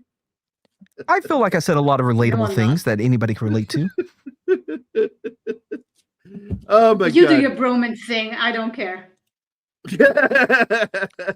By the way, you love for having Madigan on. You know you do. If we can check the tape, she also was a part of the Mad, come on. We don't care if you haven't seen this movie that we have not spoke about. She loves you. She loves you, but she does not know how to interact with you and me when you and I go this Yeah, I don't know how either. Dark, dank, mean territory. No. That's where you go. Again, I'm tickling the taint of the lion. Yeah, it's still there. It's Oh. too far for even her. The tickling the taint. Oh my god. Like, I treat the well, no, I can't say first date. Anyway, go on. No, I was just gonna ask, what are you heading down To your parents? to Costa Rica? So yeah, I'm close. I've been doing a lot of streams, hoping to, get a little money in there. So I got to do the passport stuff on Monday, and that's going to take 4 to 6 weeks. But if I pay them like $100, I may get it in 2 to 3. So I'm looking, depending on how the weather actually is. I got to talk to them about where they're at. I'm looking at September because the prices start to go down for the tickets. Because bro, they're 2 months out, over 1,000 easy for some shit. You know what I mean? A seat. So the plan so far is that September will be when I get down there. So it's not too far sometime away. in the fall. Okay. All Yeah. right, cool. Well, we got it. I want to get you back on the show. What are we going to be doing next month, Anima? Mm. No, I'm talking to Anima. She usually pulls up the stuff for us, but I can pull it up, I guess. She's disengaged from the show. She has completely disengaged from us. But it was all that firefighter talk. Hey, there's a Next movie that month was is around when you were on alive. air. It's Saturday. We're doing Space Cowboys with Clint Eastwood. Wow.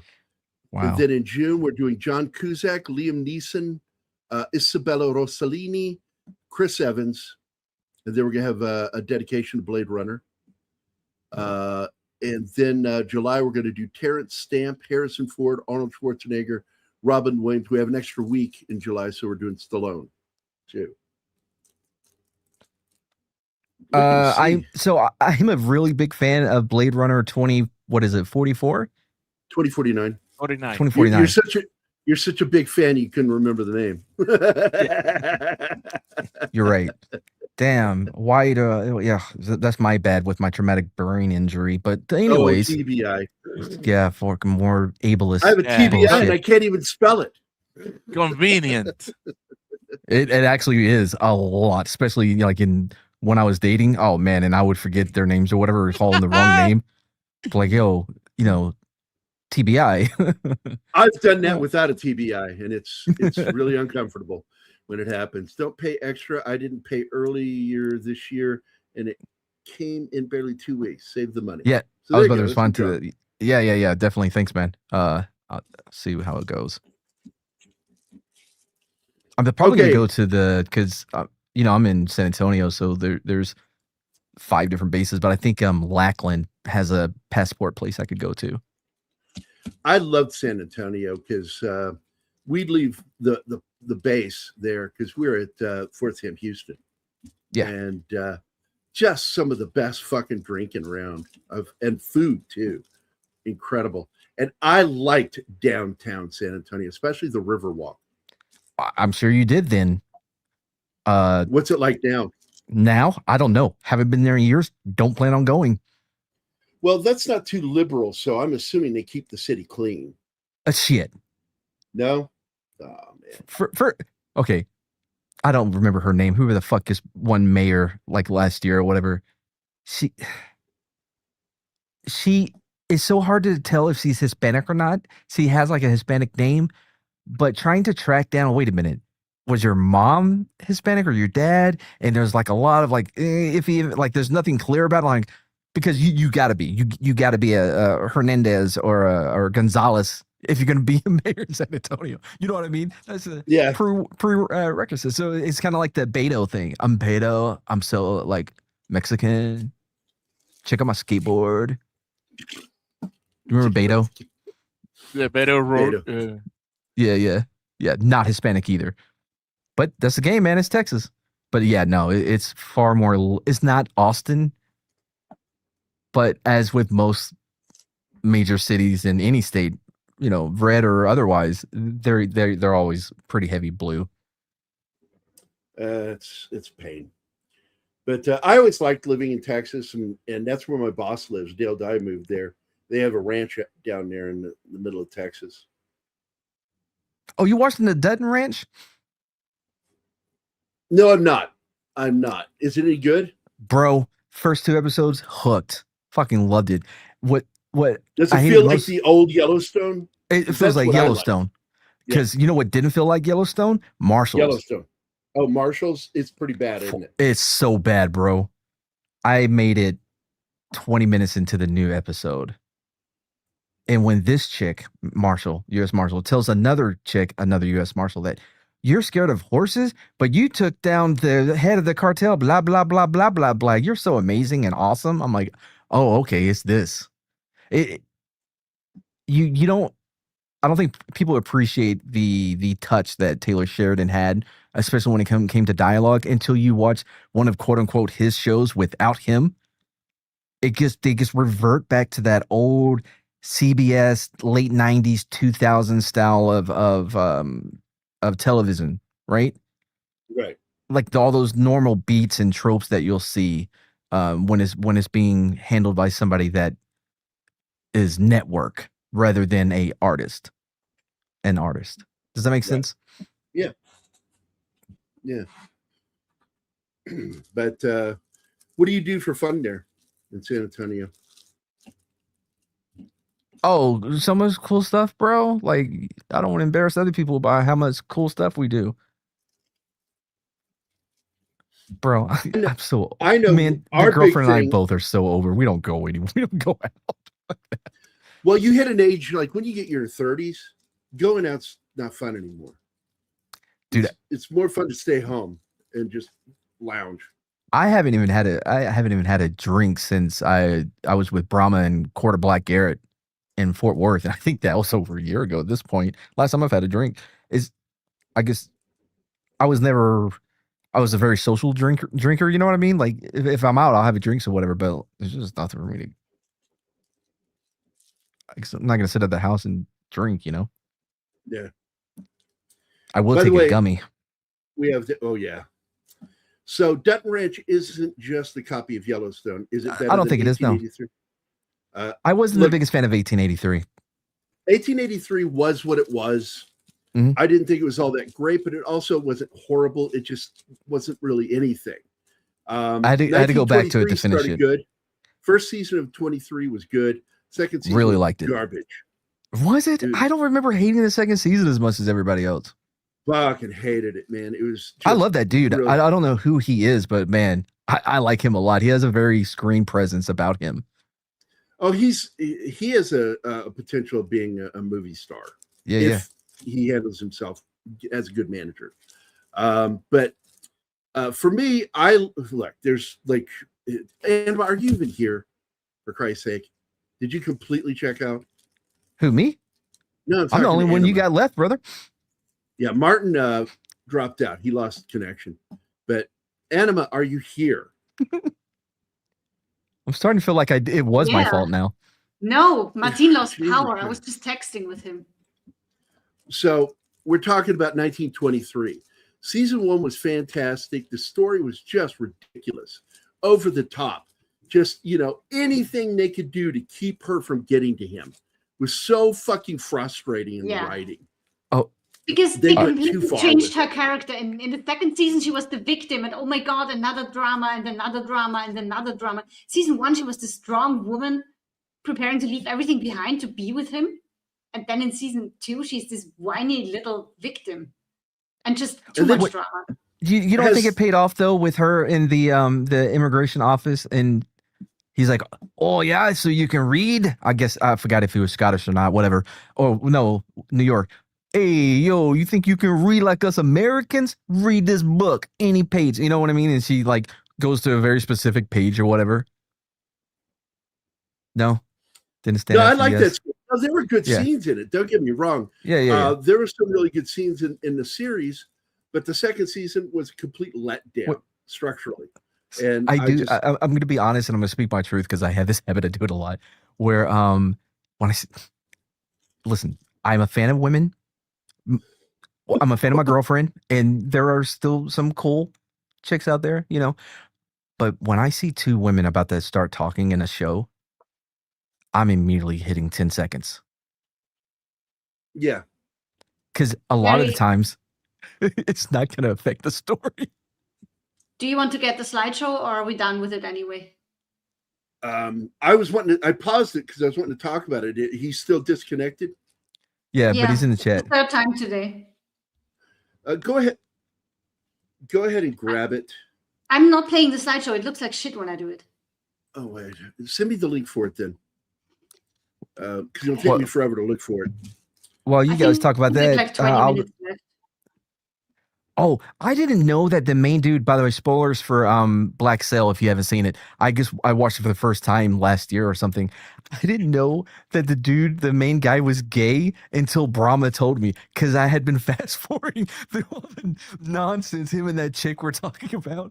And Brahma told me, and I'm like 2 episodes from the end. I'm like, wait a minute, he's gay? He's gay? No clue. Well, what's nice though is you get to skip things like that because they're not important. And and I say like his sexuality has nothing to do with the story. No. So why is it a thing? And so skipping it, not knowing it, means that it wasn't needed for the story to work for you. Anima and I've done that. What show is that where we could completely skip? Oh, the show From. I'm an episode behind. Lesbian scenes. I'm an episode behind. Skip. Every single time it would have the lesbian relationship characters. Oh yeah. I just completely skipped the scene. I'm like, this is not a necessary scene. You're not missing anything. Nothing. You missed nothing. How many seasons did we watch? 2, I think, right? Oh, y'all not even keeping up with it? No. Guess what? No. Guess what? No, guess what, guys? Not worth it. They started giving answers, followed by 27 more mysteries. Oh, yeah, that's for each answer. That is so J.J. Abrams, man. All these guys that work on these shows are J.J. Abrams acolytes. Okay, hon, thank you. And it's From is Lost all over again. But what's crazy though is they allegedly they have it all planned out because Mr. Grant, Mr. Grant McGregory, he's honest about the show, but he is a fan of the show. Does that make sense? He criticizes it as much as I do. Actually, I got to meet the dude, the man in the yellow. I don't know if y'all saw him before y'all.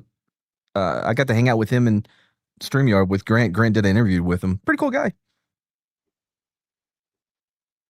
The man in yellow, help me here. He came at the end of last season.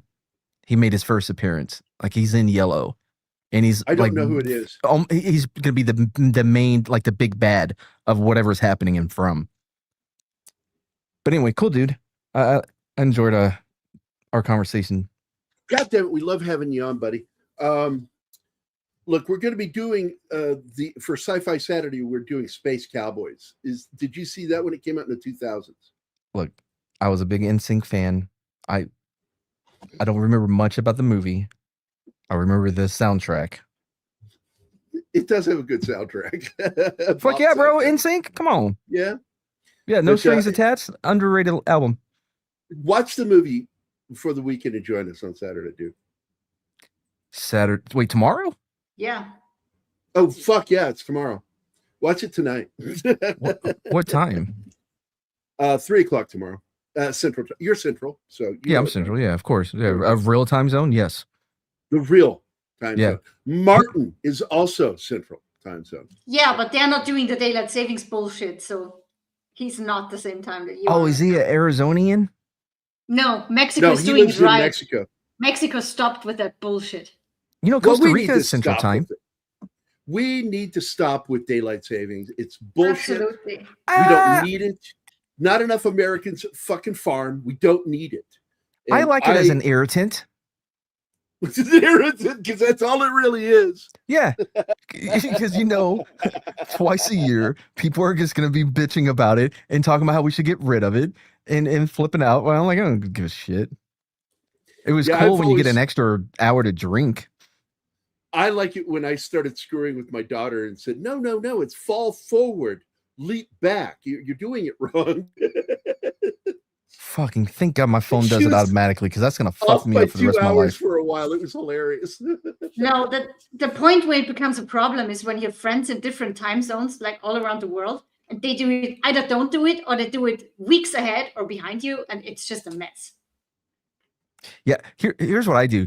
You're not allowed on my channel if you don't communicate in Central Time. Does that make sense? Yeah, I'm not going to try to get it. figure out your Mountain Time, Brahma. I'm not going to figure out your, you know what I mean, your Pacific, whatever the fuck, Californians. Are you telling me you cannot It's add instantly one in or my- subtract two? First of all, Mountain you have a time? TBI. You have a TBI. Fair, Okay. yeah. I didn't You're even gonna think have about it trouble with because of the that. No, TBI. it's a math thing. Your brain's going to have trouble with it. Me, because of the way my brain works, I automatically know exactly what time it is on the East Coast. Whatever time I have, I know what time it is in Mountain Time and in California. Okay, don't know Mountain Time, but yeah, Eastern Time is easy because TGIF, right? Boy Meets World will come on 7:30, 8:30, 7:30 Central, 8:30. Oh, sorry, 7:30 Eastern, 8:30 Central. That's Right. that's how you know it. I said Pacific. No, that's for Gary. No, that's my stepdaughter. She used to go, it's going to be 8 o'clock Pacific time. And I'm like, Yeah, you mean like Pacific? on the dot. And she goes, no, specifically. And I'm like, what the fuck are you saying? Like, what? Yeah, my stepdaughter was retarded. She was funny though. But anyway, Oh, do y'all know who? if you watch and join us tomorrow, man, I'd love that. Yeah, I'll try to. I mean, I'll make an effort. I'll put a note in the calendar. Do y'all know who that darn Kite is? That darn Kite? What? Yeah, the YouTuber. She's really cool, man. She's South African, but lives in UAE. Anyway, I've streamed with her quite a bit, but through Was she Zax. the one that was on the other night when I was in the chat? Oh, I don't know. Was it on Zax? No, it was on your channel. I had someone There other was than a the girl girl. on there with you I didn't know. Oh, love it. Yeah, I didn't know her. How do you not know Kite? She's on Zax about as much as I am. Or she Oh, then was. I know. I know who that is. Yeah. Yeah. You think she's Irish until she tries to convince you that no, I'm from South Africa, mate. I'm like, oh bullshit, I ain't buying that. She's on camera. She has a cat. Anyway. Yeah. I know. Yeah. So the first time I tried, all of them are over there. yeah, the first time I was going to go on her show, the time difference is so bananas between the UAE and here that Mhm. I showed up, I don't know, 12 hours early. I showed up so early that I was in the chat of her morning show. And not the show I was supposed to be on. I'm like, I'm so wow. confused. Yeah. That's like It was her fault though. Back in 1995, I launched the Blade Runner fan club online. And my partner at the time that I was doing it with was a buddy of mine from Australia. And trying to have a fucking meeting with him was a logistic nightmare. It really was. Because we're really completely on opposite sides of the planet from each other. And trying to figure out when we could meet. Eventually, he fell out of working on it because of it. Because we could never have meetings. We couldn't talk. Because of that was tough with me and Barber, man. My guy that I started the other channel with, he's English. So trying to That's do only anything. 6 hours though, Matt. Yeah, it's I'm only 7 6 hours hours, ahead. yeah. It's almost midnight for me here. It's like 5 in the afternoon. How do you live like this? We have a working long distance relationship for like almost 4 years now. Ugh. It works. You need to make it work. Wait, what? Yeah. No, I don't. Why? No, she's in the next room. She's not long distance. I am with Gary. Oh no, you said I need to get with it for a long distance relationship. No, what No, I'm she saying wasn't is having you anybody. can make it work. Oh yeah, no, But not it's with not me easy. though. No, We had to meet, though, for it to I was really not work. trustworthy. She and I had to meet. Oh, that was just And- confirmation. And all I needed to know was to make sure she didn't have a penis and actually had boobs. And we were good. Uh, I didn't want to be catfished again. Again, like, oh no, the last guy took my foreskin for never his been son's catfished. eyelids. I've never been catfished, but I just had to say that. Because Imagine waking up in a tub of ice, trying to figure out what they took from you, what they and- take. and Oh, all they took shit, was your both of 'em. foreskin. No, they took your foreskin for foreskin, oh fucking my God. eyelids or some shit on the black market. There has Is to be a that what pretty that good. kitten tried to do, Gary? Oh, okay. Bad you don't know this story. Because that kitty was out of luck. I'm going to have to tell you this story one time when I was in the Army and I got a kitten for my wife, who was also in the Army. We were serving together. Mhm. And I got her this little kitten, and the kitten crawled up between us after we were having some fun. And our bodies parted like the Red Sea. And this little fat little kitten waddles up between us, and then it growled. And then it did something. And I'm not going to tell you what, but it was fucking insane. Wait, to you or to your? Oh, to you. You can't tease that story and then only tell half of it, Gary. But you Not going to dick. tell it. He bit me. You tell that, I'll tell a story. All right, I'll tell you. So I don't give a shit. I've said it before. I think I've only said it once on YouTube. Again, when I was young, I was very different than I am now. I've been in a very committed relationship for 8-9 years now, but I was a different person back in my younger day. Anyway, so I'm hooking up with this chick that I met at some bar or whatever, and we're at her place, right? And she had this dog, but for whatever reason, she didn't want to lock it out of the room because she thought it'd be more annoying than have to keep hopping on the bed in the middle of our getting to know each other phase. Right. Anyway, so I'm at the how do I say this? Like the vinegar stroke. Like I'm about to hit the ending, right? I'm about to come. So as I'm getting ready to, I felt something moving between my legs. And you know, when you're at those vinegar strokes, you can't move. There's nothing that can interrupt it, right? You're stun locked.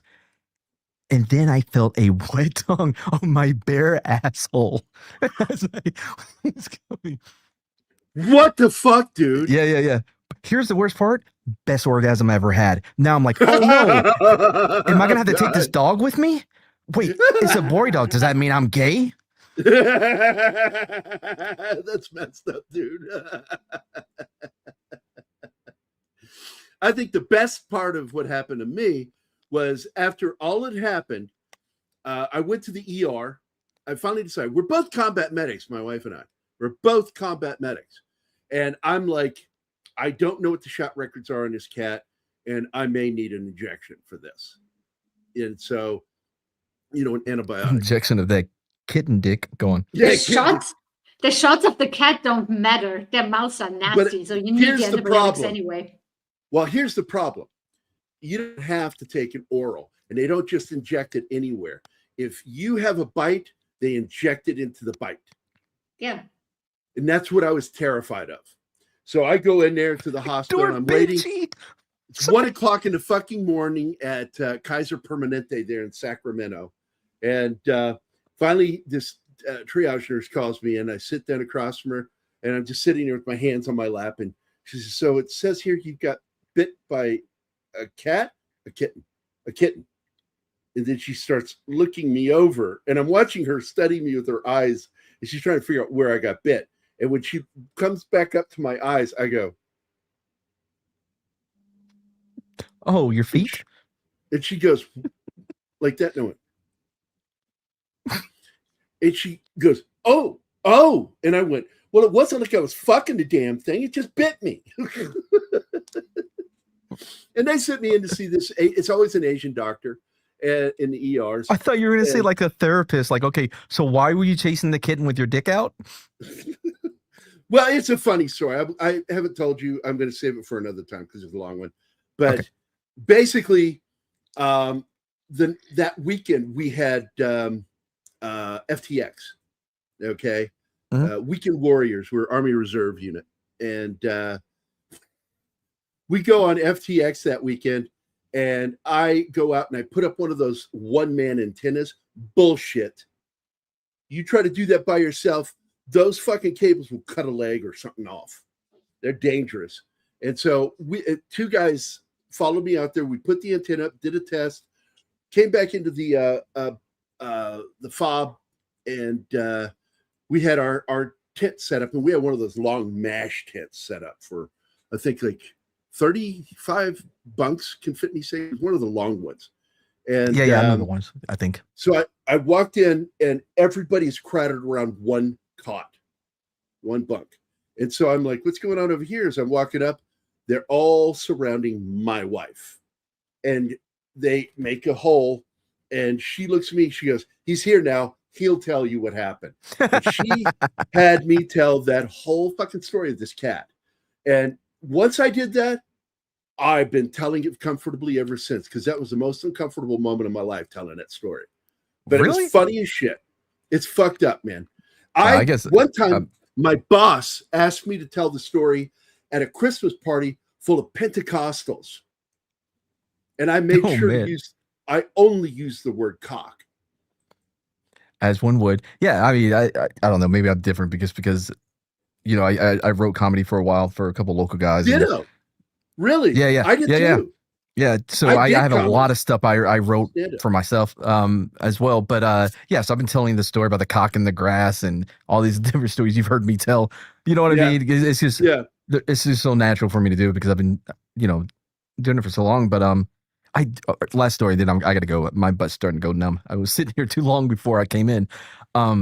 Brahma, no cap. He said it plenty of times. He won't care that I told you. But him and his wife were in the shower, and I guess they have like a super shower where there's multiple shower heads because they're not having to share one or whatever. Anyway, and she's shaving or whatever, and she reaches back to wash off the razor and fucking slip right on the tip of his dick, bro. With like a Mach 3. Blood everywhere, bro. Oh my God. Oh yeah, my man. God. My legs are together right now. Oh yeah. Oh my God. Really? Yeah. It wasn't too bad. I mean, he lived, obviously. That is just nasty. Hey, do me a favor. Would you say hi to him for me? Of course. Him in a while. And I love Brahma. I think he's great. I mean, he's on my channel every Tuesday night for History Interrupted. Well, look, if I'm awake, because like I'm often asleep by the time you go live, and that's a problem because like Joe does too on Tuesdays. I always make sure to swing by Joe's. But if I like when I'm out hanging out with her all day long and doing work, and if I use my brain a lot during the day working, doing the shit that I have to do for work, my brain's exhausted, and I have to take a nap. And sometimes this really happened over the weekend. I went to sleep at 6 o'clock for a nap. I woke up at 9 to go right back to sleep, and I slept all the way until 10 o'clock the next morning. And it was the best I've felt in a long time. Good. And I'm telling you, man, like sometimes my brain just needs a fucking break. And it's really weird because we should talk about this time because like there are certain things that I think that are common between people with TBIs and people with severe ADHD and OCD. Well, so I take Adderall because of the TBI. It's the same treatment. Yeah. Yeah. It's the exact same fucking treatment. Big fan. If you, I'm not saying illegally. Oh, Adderall? Oh yeah, dude. If you can get a script, I recommend it to everybody. Shit's legit. Not that Vyvanse. Fuck that shit. Not the Vyvanse, but the Adderall. No, that's just garbage. Oh yeah, Adderall. Right. Yeah, brand name Adderall, 30 milligram tab. Oh god dang it! I just remember my freaking doctor put in the wrong. I just got a new script today. Did half of it. Been going to him for like 4 years, and he's older, so there'll be times where he gives me half of what I'm supposed to have. So I got to call and do this whole big thing. Oh, you got to go through the whole spiel with him. Well, yeah. So I got to call him because he has to put in another prescription, but it can't be until I'm out of what I have. So it just messes up the whole thing. Because TRICARE is a bitch, bro. I'm just reading about it right now. One of the things is it's a euphoriant. Does that cause that with you? A sense of euphoria? Oh, where the fuck did he go? Hello? I don't know. He just left. Oh, there he is. You recommend one controlled substance and they kick you out. Don't click the X. No. So here it is. It's one of the things it's called. It's an appetite suppressant, cognitive enhancer, which is good, but it's also a euphoriant. Does it give you a sense of euphoria? I mean, I'm not erect, but yeah, I feel fine. No, that's erection euphoria, feeling good, happy, like just. I mean, like those things elated. usually go hand in hand, don't they, my guy? Okay, you have a point. That is a good point. All right, look, get out of here, dude. We need to end the show. Thanks a lot, man. We appreciate you about coming in. PTSD. Sorry, somebody said something about John did. Bro, I did not. The VA, I saw 3 different doctors going through the whole retirement thing. None of them rated me for PTSD. I'm at 90%. I was diagnosed with it, but shut up. It's not for combat or military related shit. It's not even related to all the bullshit I went through as a paramedic. Mine is from my daughter's kidnapping. The VA rated you for that? No, I was diagnosed by a psychiatrist. Oh, got it. And they did a complete workup on me. And I have like Anima's seen it. Anima's seen it when I do it. I am reliving the moment when I talk about it. And I get really emotional and I get loud. And when I start talking about her kidnapping and the shit that I went through with that kidnapping, because like you don't know what that's like until you go through it. And it's I had no idea what that could possibly be like. Yeah. And I thought I was fine. And this is what happened in 2009. Between 2009 and 2011, I exploded to 655 pounds. How much? 655 pounds. My normal weight is 220. And I skyrocketed to 655 pounds. The doctor said, if it weren't for the fact that you've been an athlete your entire life, you probably would be dead right now. And you need to do something. So we did. I've lost a lot of weight.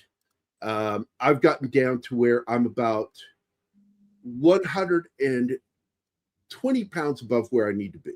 Yeah. Right now. Yeah, I still got some COVID weight I got to lose. But I got to tell you, it was a mixture of my depression, my PTSD, which I didn't know I had, and my OCD and my ADHD all fucking with me at once. And I was a fucking mess. I thought I was good. I thought it was like, because I'm taking care of my kid, doing my job, but I'm fucking at home pounding down food, because that was my drug of choice, was food. Like I was pounding, drinking the crap out of beer, and just ballooned, dude. It was insane. And I should be dead, but I'm not. And I'm grateful that I'm not, because I get to do this shit with you guys. This is awesome. Yeah. The PTSD thing, even the last guy I saw with the VA or whatever, I even was like, oh man, when I see trash bags on the side of the road, I freak out. Right. And at the end, he's like, yeah, man, I'm not seeing any signs of PTSD. I'm like, motherfucker, did you hear the part when I was on fire? I feel like that should play a pretty big factor. And he's like, dude, I just don't see it. And well, were you not manifesting? What? Were you having any manifestation from the PTSD that was externalizing? Were you externalizing? Not that he could detect. I don't know, man. I think maybe I've talked about this a lot with people because I actually found that helps out the most. The more I've told the story about what happened, the more you joke about it too. Yeah, of course, yeah. You reduce the size of the problem by like I was literally smoking on 4/20 because it was April 20th. I was literally smoking. Anyway, but about the sign. Oh, so I was talking to this one chick again. I was a different guy. I'm in a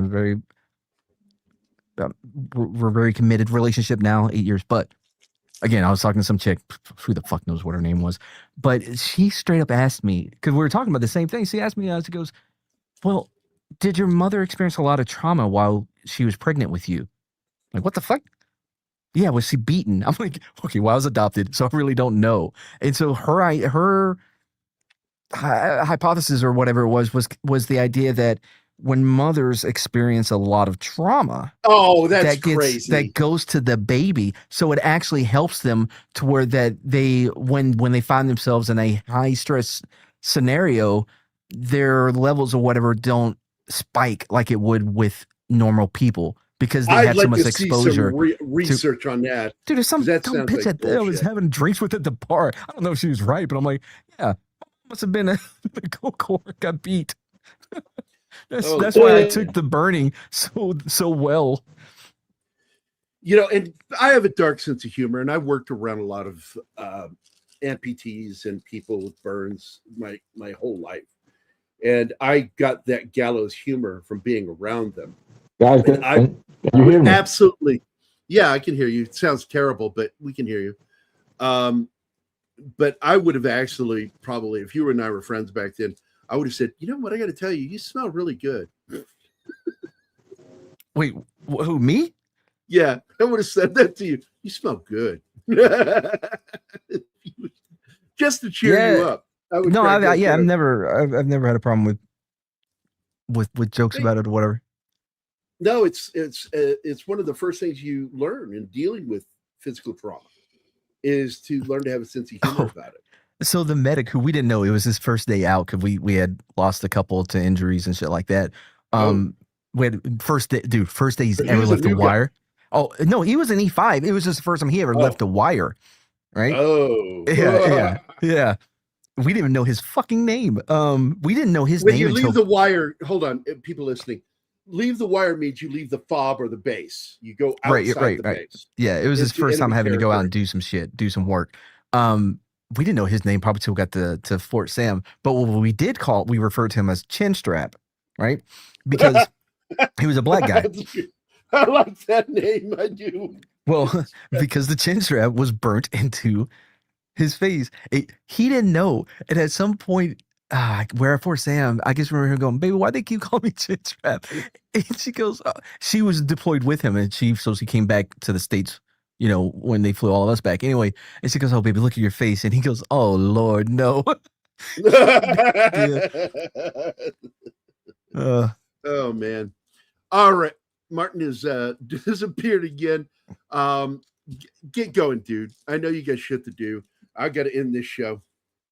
And I hate it. I'm sorry, guys, we didn't finish talking about the movie, but I love having Mad Mardigan on. It's so good to see you, dude. It's man, it was good to hang it out. I like this John Whitaker guy, dude. He's cracking me up over here. Oh, it's not bad for a firefighter. Chat. We have a great fucking chat. I love these guys. I love it when I run into some of our people over on shows like yours, you know, because it tickles me to see them. We know that D-Bud travels around. D-Bud's always around. For sure. You know, he's, as I refer to him, since 6, he's the single hardest working wrench in our family of streamers. Because I consider us a family of streamers because we all know each other. And D-Bud's just the guy, man. He is so fucking good. And absolutely, please follow Mad. Go check out his Mad Chismo channel. Don't check out that one. That's my personal channel. Mad's new channel. Yeah, Mad's new channel. It's literally what it's named. So he's like, how do I find it? Mad's new channel. I didn't pay some advertisement or some firm to come up with that. I came up with that idea myself. All by yourself? That's amazing. Right? And with I was like, fuck, what do I call That's amazing. You guys all right, the get private the fuck chat? Out of here, brother. I love you, man. Good seeing you. But that's true what I said in the private chat. I'll tell you about what happened later. Oh. Okay, we'll talk about that later. Yeah. All right. Bye. Bye. Not you, Gary. Bye. I would never tell a guy bye like that. Bye. Bye. All right. I'll see you guys later. I'll see you, brother. Yeah. Oh, man. That's the one. That's the channel to follow, guys. That's his channel. I'm just telling you guys, I fucking love Mad Mardigan. I could hang out with him for fucking hours. He's my kind of people. I like being around other veterans. It's just a fact. I get around him and then we start saying fucked up shit and just that's the way it is. You need a show just to hang out with these people without a movie. because we didn't EDRM do this one justice. EDRM therapy has been really good. Look into it if you already haven't. I've heard of this EDRM. Let me go check this shit out real quick. If I'm frozen, it's because I'm looking. Eye movement. Oh, there you go. Desensitization. Desensitization. Oh, fuck you, words.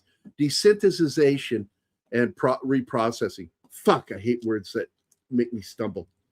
ERDM. I found it anyway. It's a whole different thing than talk therapy. Let's see. Fucking spell check. John. Reed says Martin has turned into Keith. Yeah, Keith. Jesus Christ, Keith. Desensitization, that's the word you're looking for. Yes! I fucking hate that word. I have trouble with certain words, and that's one of them. Too many letters, I know. I've told you there are certain words I used to have trouble with that I can now say, but they're still words I have trouble saying. And one of them I told you about the other day always sounds fucked up when I say it, which is facility. Because I want to say facility. Facility. Yeah. Facility. It's one of those words where you sound retarded when you say it, like rural. Yeah, I've always joked that when I say facility, I over enunciate the sound in it because I'm trying not to say facility. Which would really makes me sound retarded. It's my, hold on, I was reading that last part. It's my cortisol because of my mom. The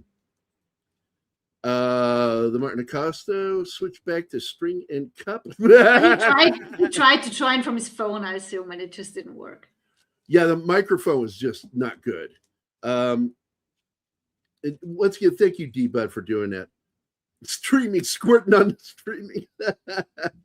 Yeah, I cannot believe how many times we said ejaculate and cum on this fucking show today. That's ridiculous. I just subscribed just so he can ban me for being pissed. He won't ban you, dude. He's teasing. Mad's a fucking good dude, man. I get him. He's one of those people I just fucking understand. Oh, you splitting, John? Take care of yourself, my friend. Well, See we you split later, too, man. right? We are too. EDRM, is that like those deprivation? No, EDRM is, let me go look at this up. Eye movement desensitization and reprocessing. I said it. Nah. Yeah.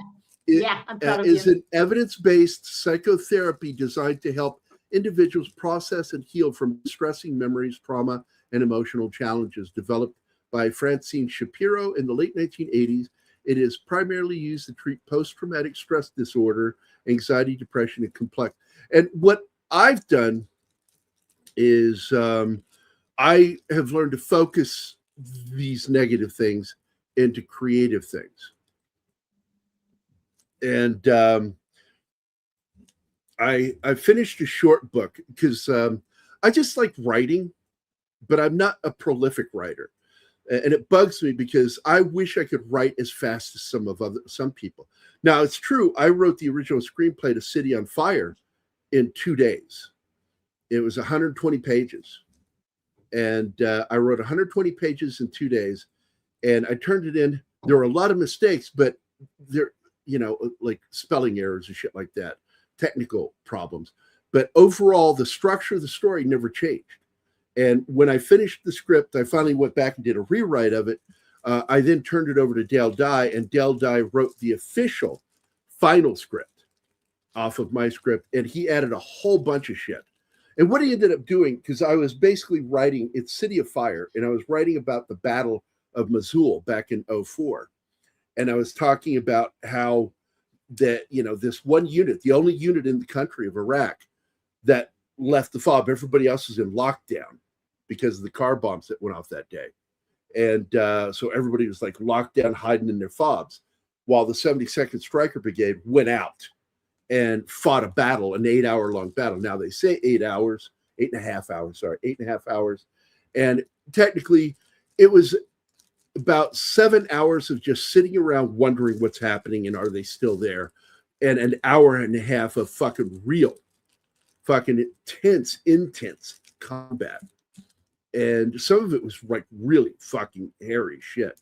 But then it would have like these really long, drawn out spells. Like I said, when they were wondering, are the Hajis still in the mosque hiding? Because they got the police station back, because the police station was also overrun, and they drove them out of there. And the weird thing about that battle is on that day, it was June 24, 2004, and it was odd. All that fucking blood and no bodies. And what it was is they were not out of love for the dead, but out of the fact that they were trying to hide their numbers like sand people. They were taking their dead out, dragging them out and putting them in vehicles and driving away. So the enemy, us, couldn't have a body count. And it was a crazy fucking battle that day. And I wrote the first screenplay about that. And I wrote it in 2 fucking days, 120 pages. And it was a very factual fucking screenplay. EMDR, the flash, they flash these lights while you talk, and it changes the pathways of your brain. It seems to work. I've heard of some other ones that deal with sound too. So just, I don't know, guys. It's fascinating shit. And warfare is something that's been a part of my life, even though I've never been in war.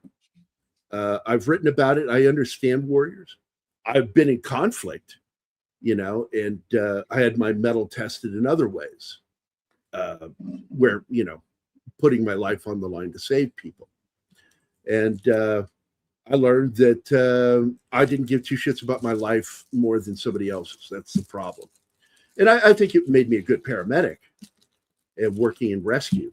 But in the end, I had to learn to start giving a shit about me. And that was one of the hardest things I had to learn, start giving a crap about myself. So, and I sure give a shit about me now, which is why I do this stuff. I like hanging out with you guys the way we do.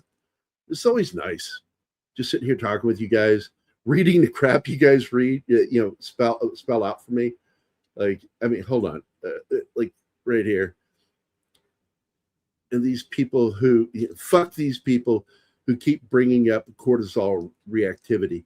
Sure, it's not all the death and trauma I've seen. It's my cortisol because of my mom, JFC. No, I completely agree. And it's like they were talking about that with him. He was just talking about Mad Mardigan. And I'm like, yeah, that lady's full of shit. I said, I'd like to see the actual paperwork on that one, because that doesn't sound something real at all. I enjoyed doing it though, man. One of the scariest moments for me is I was a paramedic, but I was off duty, and I scared the shit out of my family, the kids. I scared the shit out of them. All the highways in the state of Illinois were all fucking frozen over. It's bad. This is back in, what year was that? 95, 94. It was a really bad year, and it might have been 93, 94. All those years run together for me. They really do. Just a mess of stuff that happened.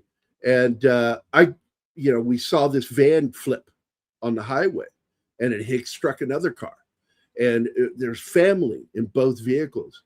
And I got out of the car on one side of the highway and ran across an icy highway with cars still sliding all over the place.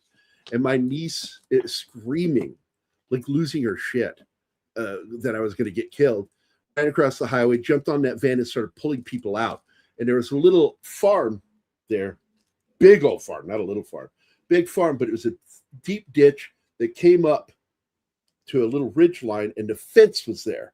And I was able to push them under the fence onto this land to get them out of the bag. I'm like, get up there, get up there, get up there, pull them out of the van. And I looked up, and a truck jackknifed, and it's coming right at us. And I suddenly had more urgency in my voice. Like, you might want to move a little faster. We need to go. And I pulled them out, and right as I get the last lady out and we're moving to the back of the van to climb, I'm going to climb up on the ridge with them, that truck slowly came to a stop because part of the truck hit the ditch and the wheels were sideways. And you know how that is. It started creating heavy traction to stop the truck. And And my niece still remembers that and is traumatized by it to this day. My niece Sarah. And she's like, we thought you were going to die. And I'm like going, look, I'm going to die. It's a fact. I will die. But if I'm going to die, at least I want to go out doing something. And I told Anima, like, now at this age, I'm ready to be one of those guys that dies while having sex, because that would be just great. Nothing. I just rolled my eyes. You can't see that. I can't see it. She rolled her eyes. I say these things just for her, just because I'm just trying to get a smack out of her. I need her to hit me. I wouldn't even smack you if I was there. I'm too tired. Too tired. I'm tired of your shit. No, I just had a full day today, so let's get going. God, would you like a little cheese with that wine? All right, guys, we are going to get out of here. I thought Martin might come back, but that's it. Martin's out. It's fun having Mad Mardigan. I'm totally fucked up the show, and I apologize. So what we're going to do is eventually we'll revisit this film again, because there was a lot more I wanted to talk about. And again, I did want to point out that that shit with the fucking gun in this movie was inspired by the real robbery at the Brinks robbery, and the first Brinks robbery, because there was another one in the 80s. But yeah, this gun is what they use, the exact same thing, 20 millimeter, and they put a fucking suppressor on the end of it. Did not silence it, but it made it less loud. So it's a cool fucking story. If you've never read it, I put it in the chat. Go look it up. Just scroll up. The link to go read that article and that story it's worth a read, or just look it up. Brinks robbery. Brinks robbery 20 millimeter cannon. A true story, and it inspired this movie. Clint Eastwood's great in it. This is written by Michael Cimino, who had balls too, because he had never done anything before, and he refused to sell the movie to Clint Eastwood. He says, I will sell it to you if you let me direct. And that was the deal. And he says, you have 3 days of shooting. If I'm happy with your work after 3 days, you can stay. But if not, you're fired. And he agreed to it. Cimino agreed to it. And that's how he got this gig. First job. This was Michael Cimino's first movie. And this is the same guy who would go on to bankrupt the studio just a few years later, making Gates of Heaven. So there you go. All right, guys. Thank you so much for hanging out with us. Vinkman's Girl, always good to see you. It really is. It's always good to mad respect for the paramedics that would crawl inside of the car. Oh man, dude, I cannot tell you how many times I've crawled into a fucking car on fire. And have somebody go into panic mode, going, we're gonna die, and we're gonna die. And I said, look, I'm in here with you and I ain't dying today. So shut the fuck up. And I'm notorious. I was that guy. I would tell people to shut the fuck up. Stop talking. You're distracting me. Yelled at a mother one time because her kid got hurt. And I said, I swear to God, lady, I'm going to have them put you in cuffs and take you outside if you don't shut the fuck up. And the cops would have done it for me. You'll just need to do Jeff Daniels week and bring this back. Oh, not Jeff Daniels, but yeah, I know what you mean. Jeff Bridges. And Jeff Bridges is a favorite actor of mine, and I think he is on the list, isn't he? Because I wanted to do the movie The Morning After with him and that cunt Jane Fonda, but it's a good movie. I'll check after this. But anyway, we love you guys. Thanks so much for hanging out with us. And I hope you enjoyed having Matt on here. God damn it. It makes me so, that guy tickles me. He really does. If I could just have so much love for the guy. But we're going to get out of here. He's not on this year. His birthday is in December, Gary, so we can do it next year. Let's look at what we got in December. Let's look and see what we got, because we can move things around if we have to. Okay. So we got Snorty, Slasher Fred, James Jameson, Penny. And Penny, I hope you were able to stick around, but I know, wait, no, you didn't have the kids, so you're probably still here. No, John she didn't. Whitaker. She had a day off. Oh, okay. She had a day off, so she could stick around. Yeah. Oh, okay, yeah. So I hope she's still there. Bateman's Girl, it's always good to see you. And of course, D. Bud Martin, I deeply appreciate you, man. I mean it. I want to see Gary and Mad playing shirtless volleyball together.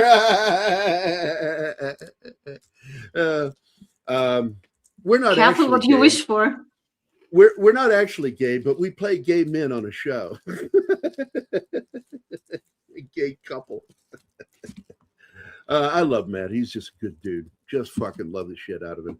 Anybody who put that much, gave that much to his country gets my time. And what he went through, mad respect for Matt. All right, guys, we're going to get out of here. Thank you so much for being here. And Martin, I hope you get your stuff fixed. So it's rough doing a show without you, man. Yeah, it is. Anyway, bye, guys. Have a great Friday. Don't forget, John will be playing later. And when you're done watching John, don't forget to go check out, see what Doomcock is doing, because his Friday Night Frolics are always fun. So we'll see you tomorrow, guys. Space Cowboys, Clint Eastwood. Bye now. Bye.